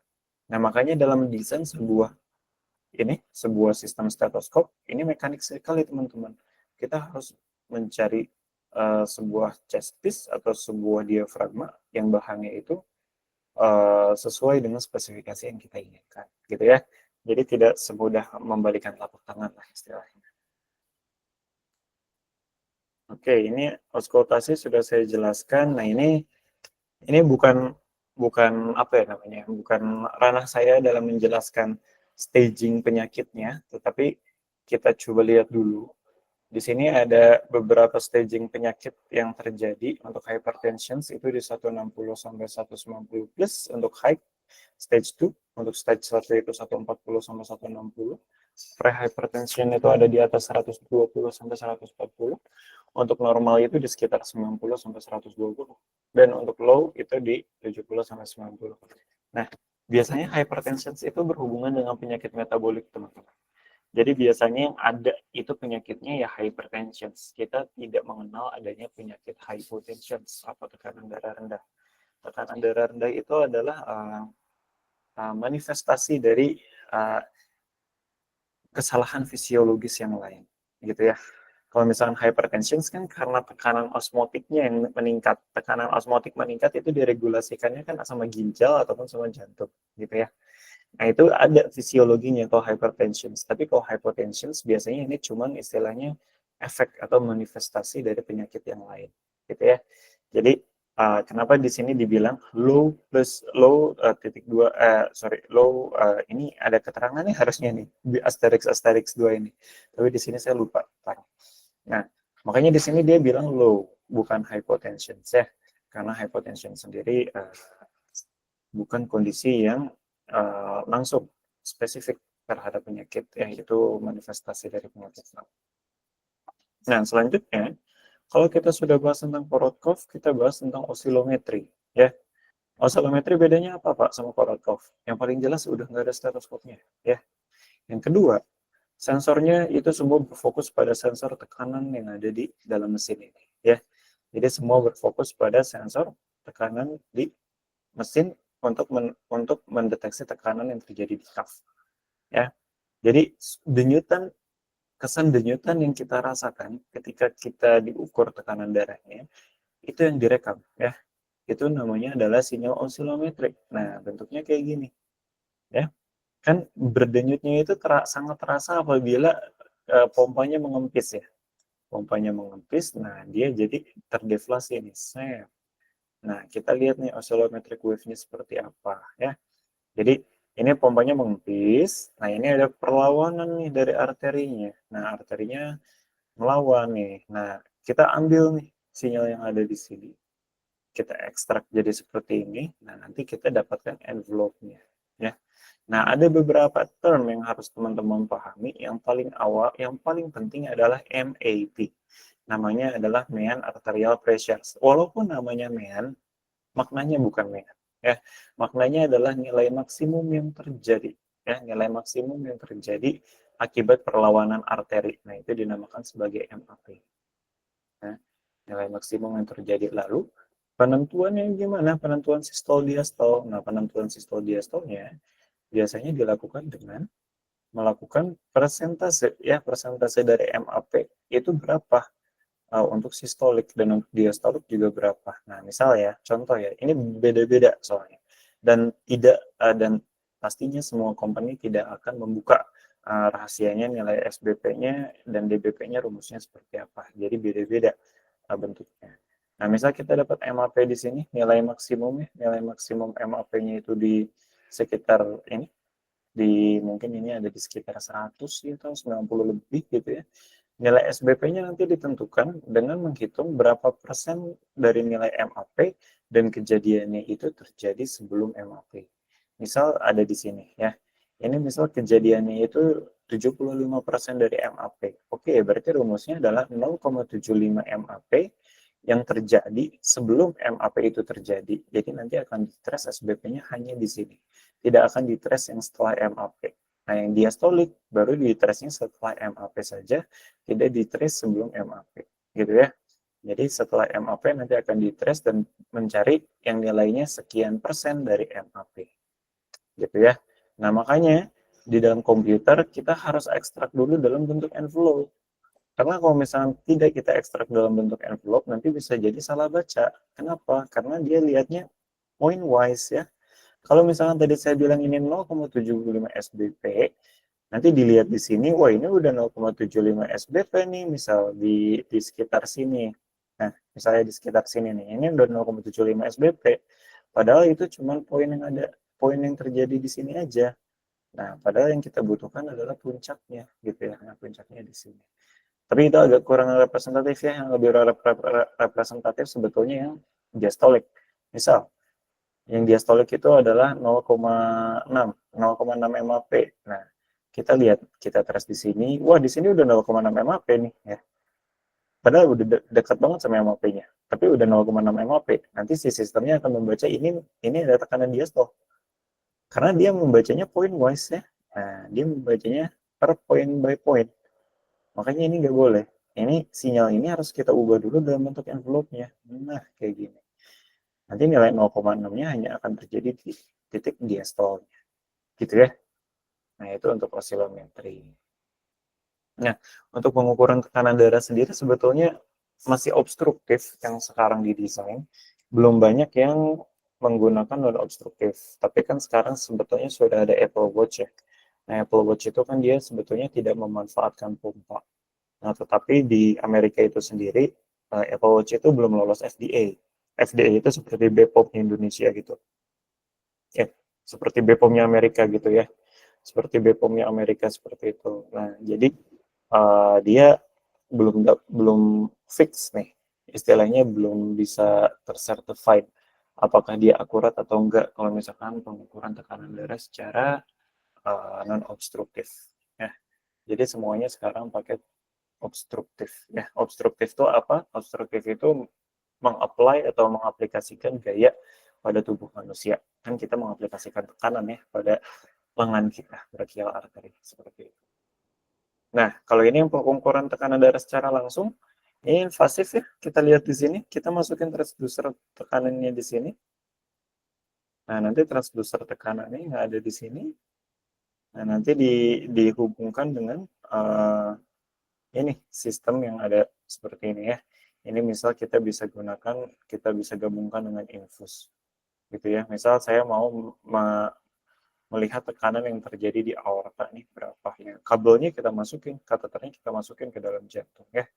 Bagaimana caranya Pak memasukkan kabel ke dalam jantung? Ya, saya juga secara praktis ini ya tidak memahami lebih dalam ya.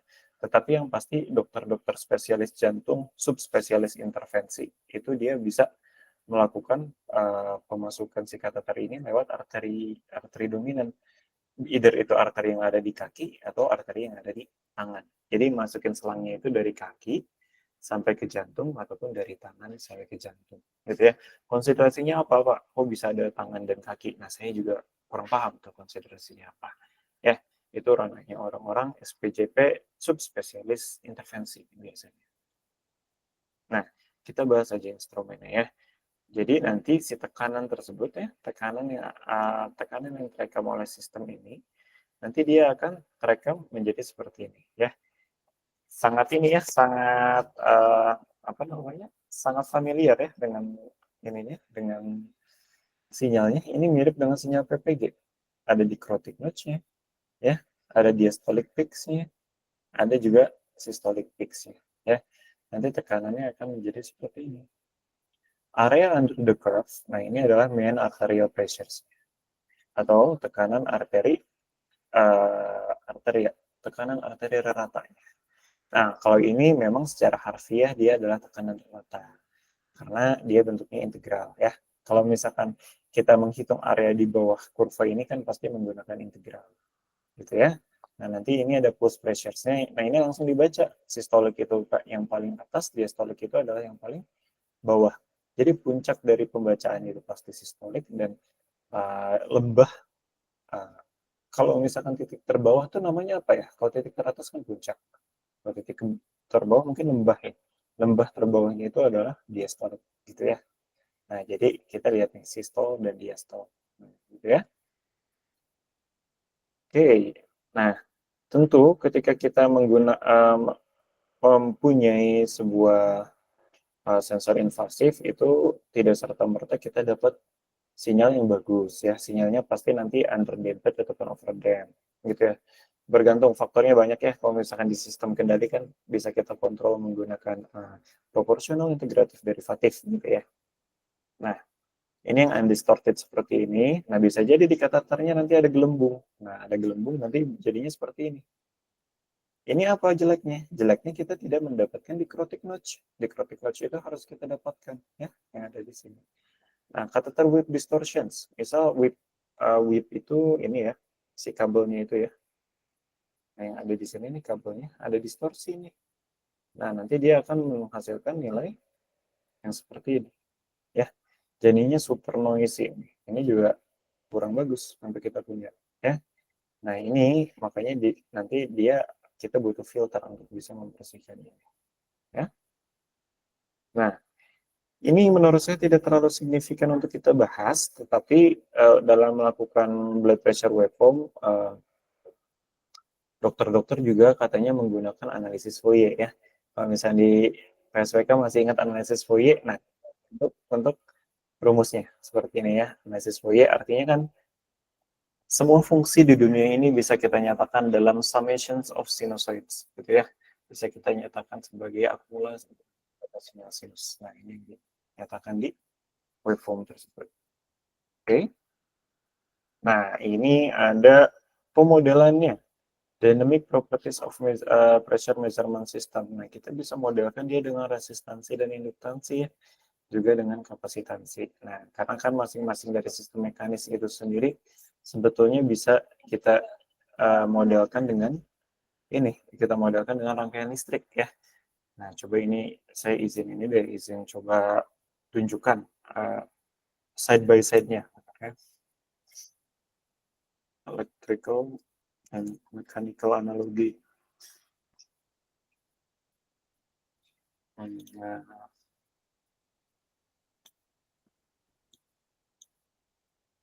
so, coba saya open image tab, copy image, oke. Saya enable editing dulu. udah ada di sini, kita paste dulu. Kita coba tampilkan lagi security alert. Oke, ini aja. Kita coba present lagi. Windows, oke. Nah, ini ya. Jadi masih karena kita ini tahu kalau misalkan catheter itu sistem mekanis, ini sebetulnya semuanya ada padanannya terhadap sistem elektrik ya. Sorry. Kok nggak bisa? Nah, padanannya terhadap sistem elektrik. Nah, misal kita lihat nih electrical elemennya apa aja. Kalau misalkan mechanical eventnya itu misal ada damper, atau damper itu berarti ini ya, redam gitu ya, kita bisa nyatakan dia sebagai resistansi. Nah, kalau misalkan dia punya sebuah gaya, kan kalau misalkan spring ini gayanya disimpan dalam ini ya, disimpan dalam koefisien Hooke ya, Kx. Nah, yang K-nya itu. Nah, ini bisa kita nyatakan sebagai inductance. Sama ini juga ya, di dalam lilitan. Nah, kalau massa itu lebih ke compliance ya. Nah, ini bisa kita nyatakan sebagai kapasitas. Nah, ini mobility. Analogi mobility kalau misalnya kita memodelkan model mekanik dengan arus ya. Nah, kalau misalnya kita memodelkannya dengan tahanan, ini kebalikan, spring kita jadikan kapasitas, inductance ini kita jadikan massa. Gitu ya. Massa kita jadikan inductance. Gitu ya. Nah, ini karena kalau misalkan kita lihat dari paradigma impedance, ini kan XC ya. XC kan seperdua PC ya. Ini kan 2PL. Nah, ini 2PL. Jadi mass ini dia berkaitan langsung dengan tahanan. Jadi kita cari yang linear. Nah, kalau misalkan spring, karena spring ini tidak berkaitan langsung dengan tahanan atau tidak berkaitan langsung dengan apa ya namanya kalau di mekanik tuh, saya lupa namanya apa, tapi sesuatu yang menghambat. Nah, itu maka kita jadikan dia yang cari yang resiprokal. Nah, resiprokal ini yang kapasitas ya, kapasitansi begitu. Nah, jadi ini semua dia punya modelnya ya. Misal kita punya ini, inersia ya, tadi yang saya bilang tahanan itu inersia ya. Tadi kita punya catheter liquid inersia, kita juga punya catheter liquid resistance. Nah, ini ada sensor diaphragm compliance. Nah, kita ini memodelkannya, kita melihat arusnya seperti apa ya. Nah, jadi kita lihat nih nilai CD. Nah, CD yang ada di sini, kapasitas yang ada di sini, atau tegangan outputnya nanti, itu adalah pembacaan tegangannya bisa kita nyatakan dalam 1/ED gitu ya. Nah, atau tegangan yang terjadi di dalam kapasitansi tersebut. Nah, ini juga sama untuk yang CT, tapi di sini rasanya CT belum ada ini ya penjelasannya ya. Nah, jadi kita bisa tahu kalau misalkan arusnya tersebut atau istilahnya tekanan yang terjadi di dalam catheter tersebut, kita bisa tahu dari pemodelan model elektrik seperti ini, gitu ya. Nah, ini ada respon frekuensinya juga nih. Ingat ya, di sini ada frekuensi yang dinormalisasi dengan frekuensi sampling dengan respon magnitudo ya. Ini kan kalau misalkan kalian di PSWK sudah belajar ya tentang ini. Nah, kita lihat FN-nya 91 Hz nih yang lebih besar ya. Nah, jadi dia kalau tidak ada bubble, ternyata dia magnitudonya lebih besar nih. Nah, ternyata kalau misalkan ada bubble, ternyata dia lebih kecil. Jadi respon frekuensinya lebih bagus yang tidak ada bubble, gitu ya. Nah, gitu. Pengukuran tekanan darah langsung, oke. Sepertinya sudah cukup untuk tekanan darah sebelum saya masuk ke flow. 20 menit lagi nih. Ada pertanyaan sebelumnya?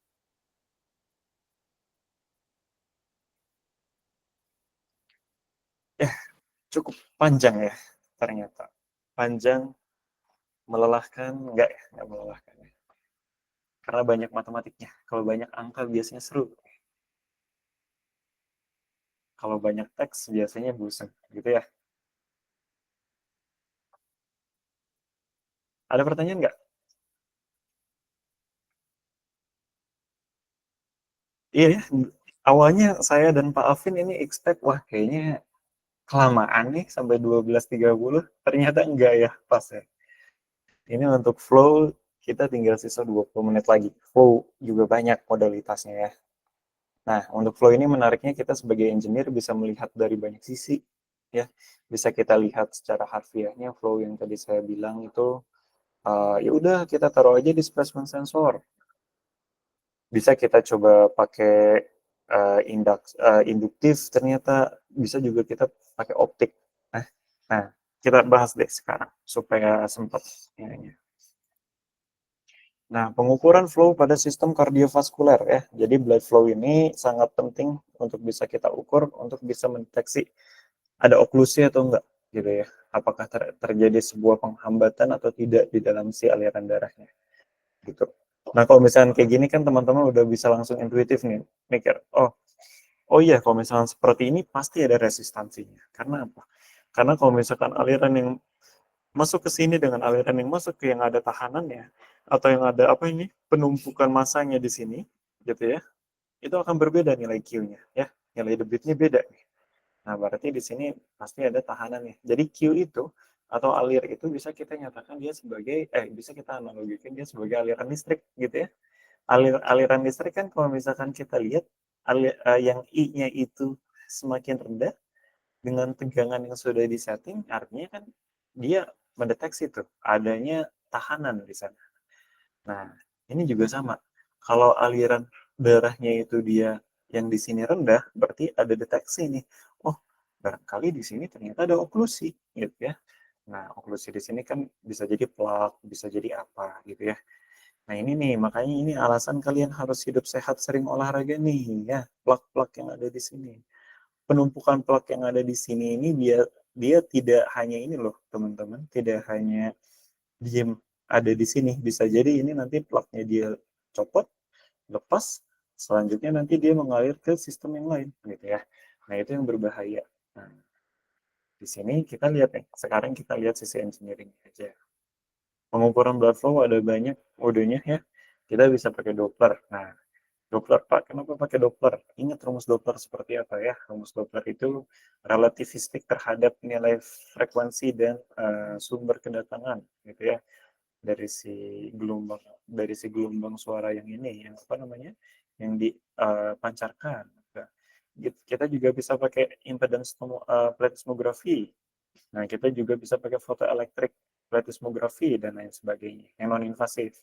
Ada juga yang invasif. Kalau invasif bisa pakai dilutions ya, atau kita tambahkan agen itu seperti pewarna di dalam si darahnya itu. Nah, yang penting, terminologi yang penting kalian pahami di sini adalah pletis ya, pletismos. Pletismos ini dari bahasa Yunani, artinya apa? Artinya pletismos ini adalah perubahan volume ya. Jadi blood flow ini kalau misalkan teman-teman dengar fotopletismografi PPG itu artinya pendeteksian perubahan volume dengan memanfaatkan fenomena fotonik gitu ya, atau fenomena foton gitu. Nah, itu adalah photoelectric plethysmography. Nah, langsung aja ya, karena waktunya sebentar lagi. Pengukuran blood flow biasanya kita gunakan dia untuk pertama mencari BPM, yang kedua mencari kadar oksigen gitu ya. Nah, oksigen dan other nutrients concentration in cells are one of the primary measurement. Nah, kita mengukur oksigen ini bisa dari blood flow ya. Blood flow helps to understand basic physiological process, misal dissolution of a medicine into the body. Misal ini bagaimana obat-obat itu larut di dalam tubuh, ini bisa kita lihat dari blood flow ya. Nah, blood flow juga nanti dia regulate blood pressures ya. Help understand many pathological conditions ya, dari yang apa namanya yang merubah blood flow. Nah, misal blood pressure-nya naik nih, berarti kan mungkin blood flow-nya nanti akan lebih cepat. Nah, atau mungkin nanti si kaku nih, si pembuluhnya, mungkin nanti blood flow-nya kelihatan rata, misal nggak ada di carotid notch-nya, bisa jadi seperti itu. Nah, biasanya blood flow measurement itu dipakainya yang invasif ya, dibandingkan dengan blood pressure measurement atau EKG. Jadi biasanya EKG ini kan cuma fenomena elektrik nih. Nah, kalau misalnya kita mau mengukur blood flow ya atau pressure ya tetap kita harus pakai sensor mekanis ya instead of sensor elektrik. Nah, pengukuran blood flow yang biasa dilakukan itu biasanya ada di klinik cuci darah ya menggunakan dialyzers. Nah, di sini ada ininya, ada arterial pressure monitor. Nah, di sini. Nah, nanti biasanya di sini ada ada ininya juga, ada apa? Mode untuk flow meternya juga. Bagaimana caranya kita mengukur aliran? Itu biasanya kita menggunakan kalkulus, namanya kalkulus Fick ya, FICK. Nah, FICK itu sendiri biasanya kita ukur dengan ini, dengan F sama dengan dV per dt atau jumlah volume yang mengalir sepanjang waktu gitu ya. Jumlah volume yang mengalir sepanjang waktu itu sendiri bisa dinyatakan sebagai ini, perubahan compliance ya. Cardiac change in delta C due to the continuously added indicator M to volume. Nah, jadi perubahan didefinisikan sebagai dm per dt atau jumlah massa yang mengalir setiap waktu dibagi dengan jumlah volume yang terjadi sepanjang waktu. Nah, kita masukkan ke Fick, dm per dt bagi delta C-nya ini sendiri. Oh, sorry, ternyata ini concentration ya. Tadi saya bilang compliance ya. Ini konsentrasi ya, ingat massa per volume biasanya kita sebut sebagai molal ya. Molal instead of molar gitu ya. Nah, massa per volume. Nah, ini Ca per Ca min Cv. Nah, di sini arterial and venous. Jadi konsentrasi di arteri kurangi konsentrasi di vena gitu ya. Nah, pembilangnya apa? Pembilangnya adalah dm per dt. Nah, ini adalah konsentrasi oksigennya ya. Konsentrasi oksigennya dalam bentuk ml per min. Gitu. Nah, ini blood flow, jadi dia bisa mengestimasi nilai konsumsi oksigennya berapa apabila kita mengetahui konsentrasi yang ada di arterial dan konsentrasi yang ada di venous. Gitu ya. Ini konsumsinya, konsumsi oksigennya bisa kita ketahui. Nah, ini sayangnya di PPT ini tidak tidak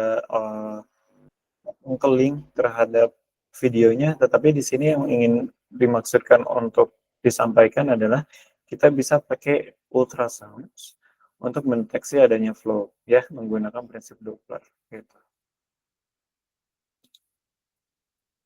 Nah, kita juga bisa menggunakan electromagnetic flow meter ya. Kita pakai Faraday magnetic inductions nih.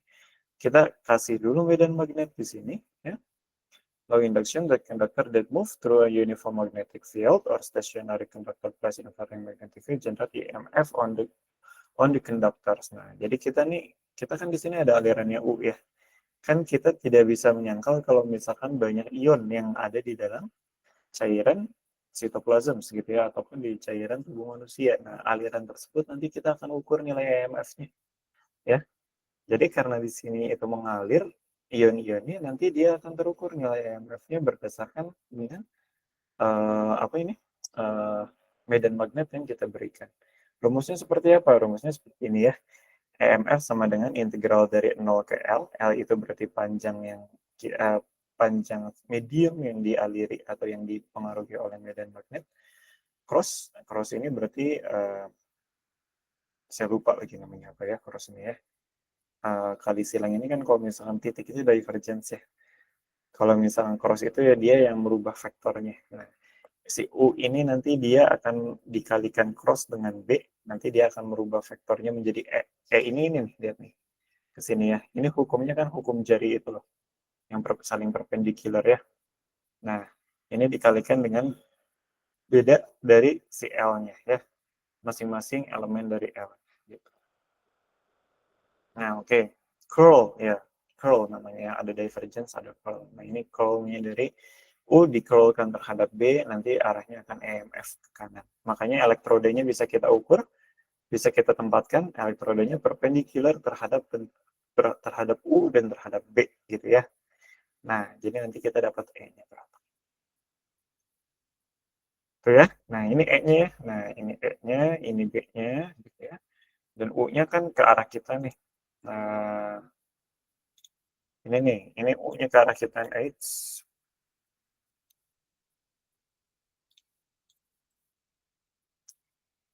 Oke, ini U-nya ke arah kita kan ya. Nah, ini U-nya, ini U. Nah, berarti B-nya itu ke bawah gitu ya. B, nah berarti kan ke arah sini itu adalah E-nya ya. Nah, ini kan prinsip tiga jarinya ini, Faraday ya. Faraday untuk medan magnet. Nah, gitu. Jadi kita bisa mendapatkan nilai E-nya ya. Jadi banyak jalan menuju Roma ya. Jadi tidak hanya menggunakan displacement sensor, kita juga bisa menggunakan inductive sensor. Oke. Nah, oke, ini menggunakan chamber kayaknya saya skip aja ya menggunakan chamber ini.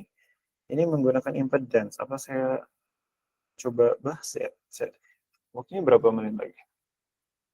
10 menit lagi. Bentar. Oke, 10 menit lagi sempat lah ya. Nah, ini kita juga bisa menggunakan impedance ya. Impedance itu berarti kan kita menggunakan electrical impedance tomografi. Sorry, bukan tomografi ya. Electrical impedance measurement. Nah, ini kita bisa langsung melihat dari perubahan nilai Z atau perubahan nilai impedansi yang terjadinya. Nah, delta Z ini ya. Nah, ini bagaimana ininya, apa namanya,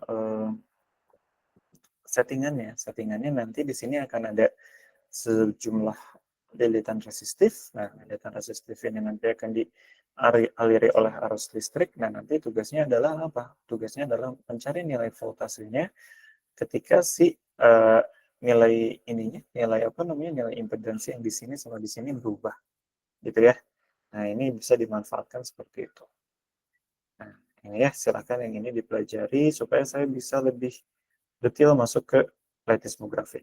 Ya, fotoplatismografi. Nah, fotoplatismografi ini yang paling sering kita temui teman-teman ya.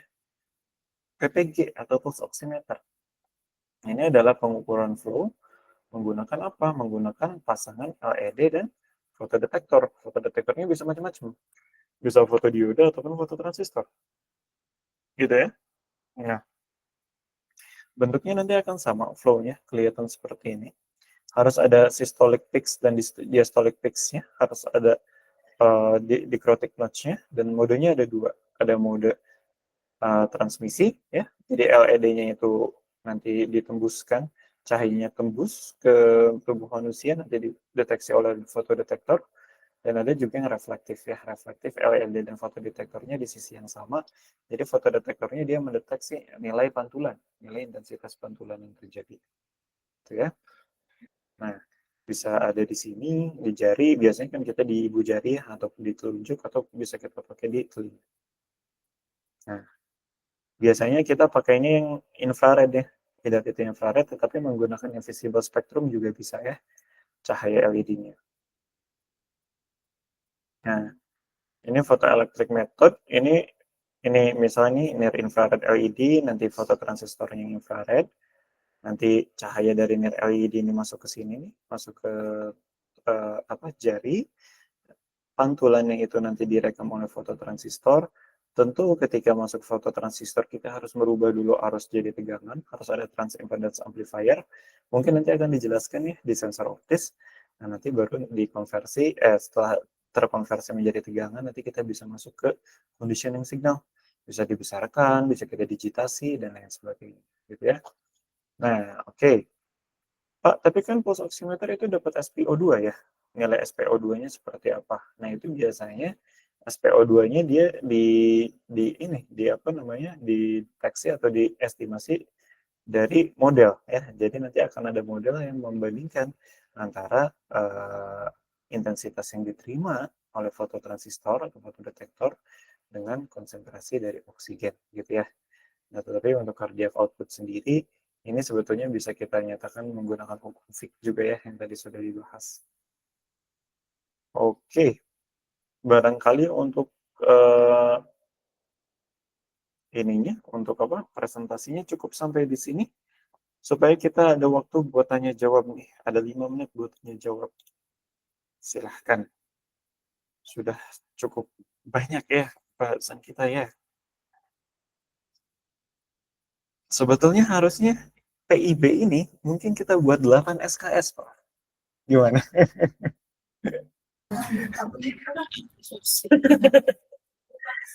Capek kitanya kalau 8 SKS ya. Oke, ada pertanyaan barangkali.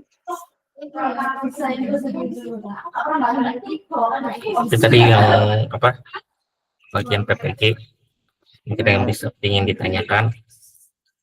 Tadi ada harus dikonversi, habis itu mungkin dari saya aja sih mas lah.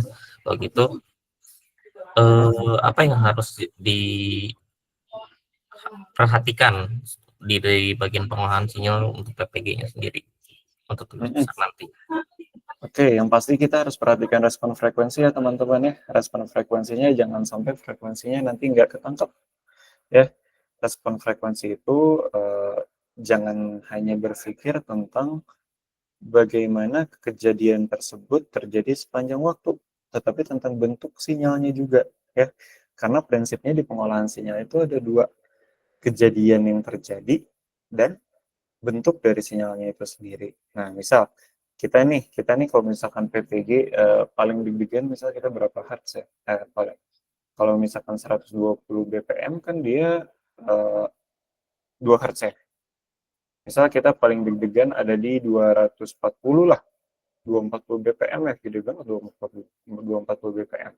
Artinya di 3 Hz nih.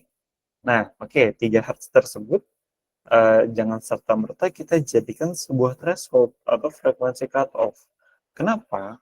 Karena morfologi dari PPG sendiri di sini ada peak ya, ada istilahnya pelonjakan morfologi.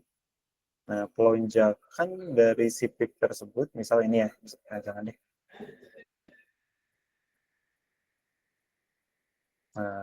Nah, lonjakan dari sinyal tersebut ini set. Ini kan lonjaknya lumayan nih. Nah, dia biasanya diisi oleh frekuensi-frekuensi tinggi, ya. Diisi oleh frekuensi tinggi. Makanya kita harus sebetulnya baiknya kita punya datanya dulu. Habis itu kita coba FFT-in. Setelah kita FFT-in, kita lihat nih magnitude response-nya berapa. Habis itu dari magnitude response tersebut kita nyatakan frekuensi cutoff-nya. Itu baiknya seperti itu. Nah, tapi kalau misalkan nggak ada, itu ya empirical. Jadi kita harus tuning sendiri mana yang lebih baik. Gitu ya. Jadi yang harus diperhatikan respon frekuensi. Di dalam respon frekuensi kita jangan hanya memperhatikan tentang jumlah kejadian. Kita harus memperhatikan morfologinya seperti apa. Itu lanjut, kita harus lihat tentang spesifikasi dari si ininya sendiri, si fisiknya sendiri. Misal, apakah fotodetektornya tersebut mampu gak menangkap sinyal hasil pantulan, gitu ya. Kalau misalkan ternyata tidak mampu, berarti kita harus cari fotodetektor yang lain, yang lebih sensitif, gitu ya. Itu dilihat di datasheetnya seperti apa. Kalau rangkaian ekstensinya lebih ke harus diperhatikan apakah transimpedance amplifier-nya membutuhkan kapasitor dan resistornya berapa, speknya seperti apa. Lalu harus diperhatikan juga gainnya cukup atau enggak, gitu ya. Nah, biasanya kalau misalkan PPG ini dibalik biasanya ya. Jadi istilahnya dicerminkan. Jadi yang teman-teman lihat di sini ini adalah hasil pencerminan ya. Sebetulnya kalau misalkan teman-teman rekam secara mandiri, dia biasanya dikrotik notch-nya, diastolic peak-nya keluar duluan dibandingkan dengan systolic peak gitu ya. Nah, itu juga harus diperhatikan. Signal conditioning yang lain adalah filtering paling ya. Filteringnya coba dibuat kalau misalkan untuk mengeradicate atau mengeliminasi sinyal power line berarti 50 atau 60 kita notch. Selanjutnya untuk melakukan filtering yang baik, kita pakai active filter aja. Pakai active filter, kita pakai arsitektur yang udah ada aja ya. Misal bisa pakai 20 MFB ataupun bisa pakai silent key gitu ya. Nah, itu udah cukup gitu. Itu sih Mas Afin ya, sama teman-teman yang lain ya. Nah, barangkali ada pertanyaan lain nih. Wah, udah lebih 1 menit Mas. Gimana nih? Waktunya kita makan siang soalnya. Nah, kalau tergantung ada yang ditanyakan lagi nggak? Kalau tidak ada, mungkin cukup sekian aja Mas. Oke, kalau gitu kelasnya kita cukupkan ya sampai di sini ya. Nanti kita ketemu lagi ya Mas Afin sama saya dengan kelas Purwokerto. Ada pertemuan lagi atau cuma ini aja? Kayaknya dicukupkan sih untuk ini saja. Ini aja ya. Oke, sip. Kalau begitu cukup sekian. Semoga kita nanti bisa bertemu lagi ya di momen-momen seperti ini. Kalau misalnya teman-teman ada yang butuh kontak saya juga nanti tinggal bilang Pak Afin aja. Nanti Pak Afin bisa sampaikan ke saya ya. Oke, kalau begitu terima kasih semuanya sudah hadir di kelas ini. Semoga bisa bermanfaat ya. Tidak hanya yang tadi saya bilang, tidak hanya sebagai trivia, ya, tidak hanya sebagai fun fact kelas ini, tetapi saya harap bisa dijadikan implementasi di aktivitas-aktivitas kalian selanjutnya. Terima kasih. Wassalamualaikum warahmatullahi wabarakatuh. Waalaikumsalam warahmatullahi wabarakatuh. Ya, Oke, kalau gitu Oke. saya izin out ya Mas ya. ya silakan. Oke, saya izin ya teman-teman semua. Assalamualaikum. Waalaikumsalam. Oke.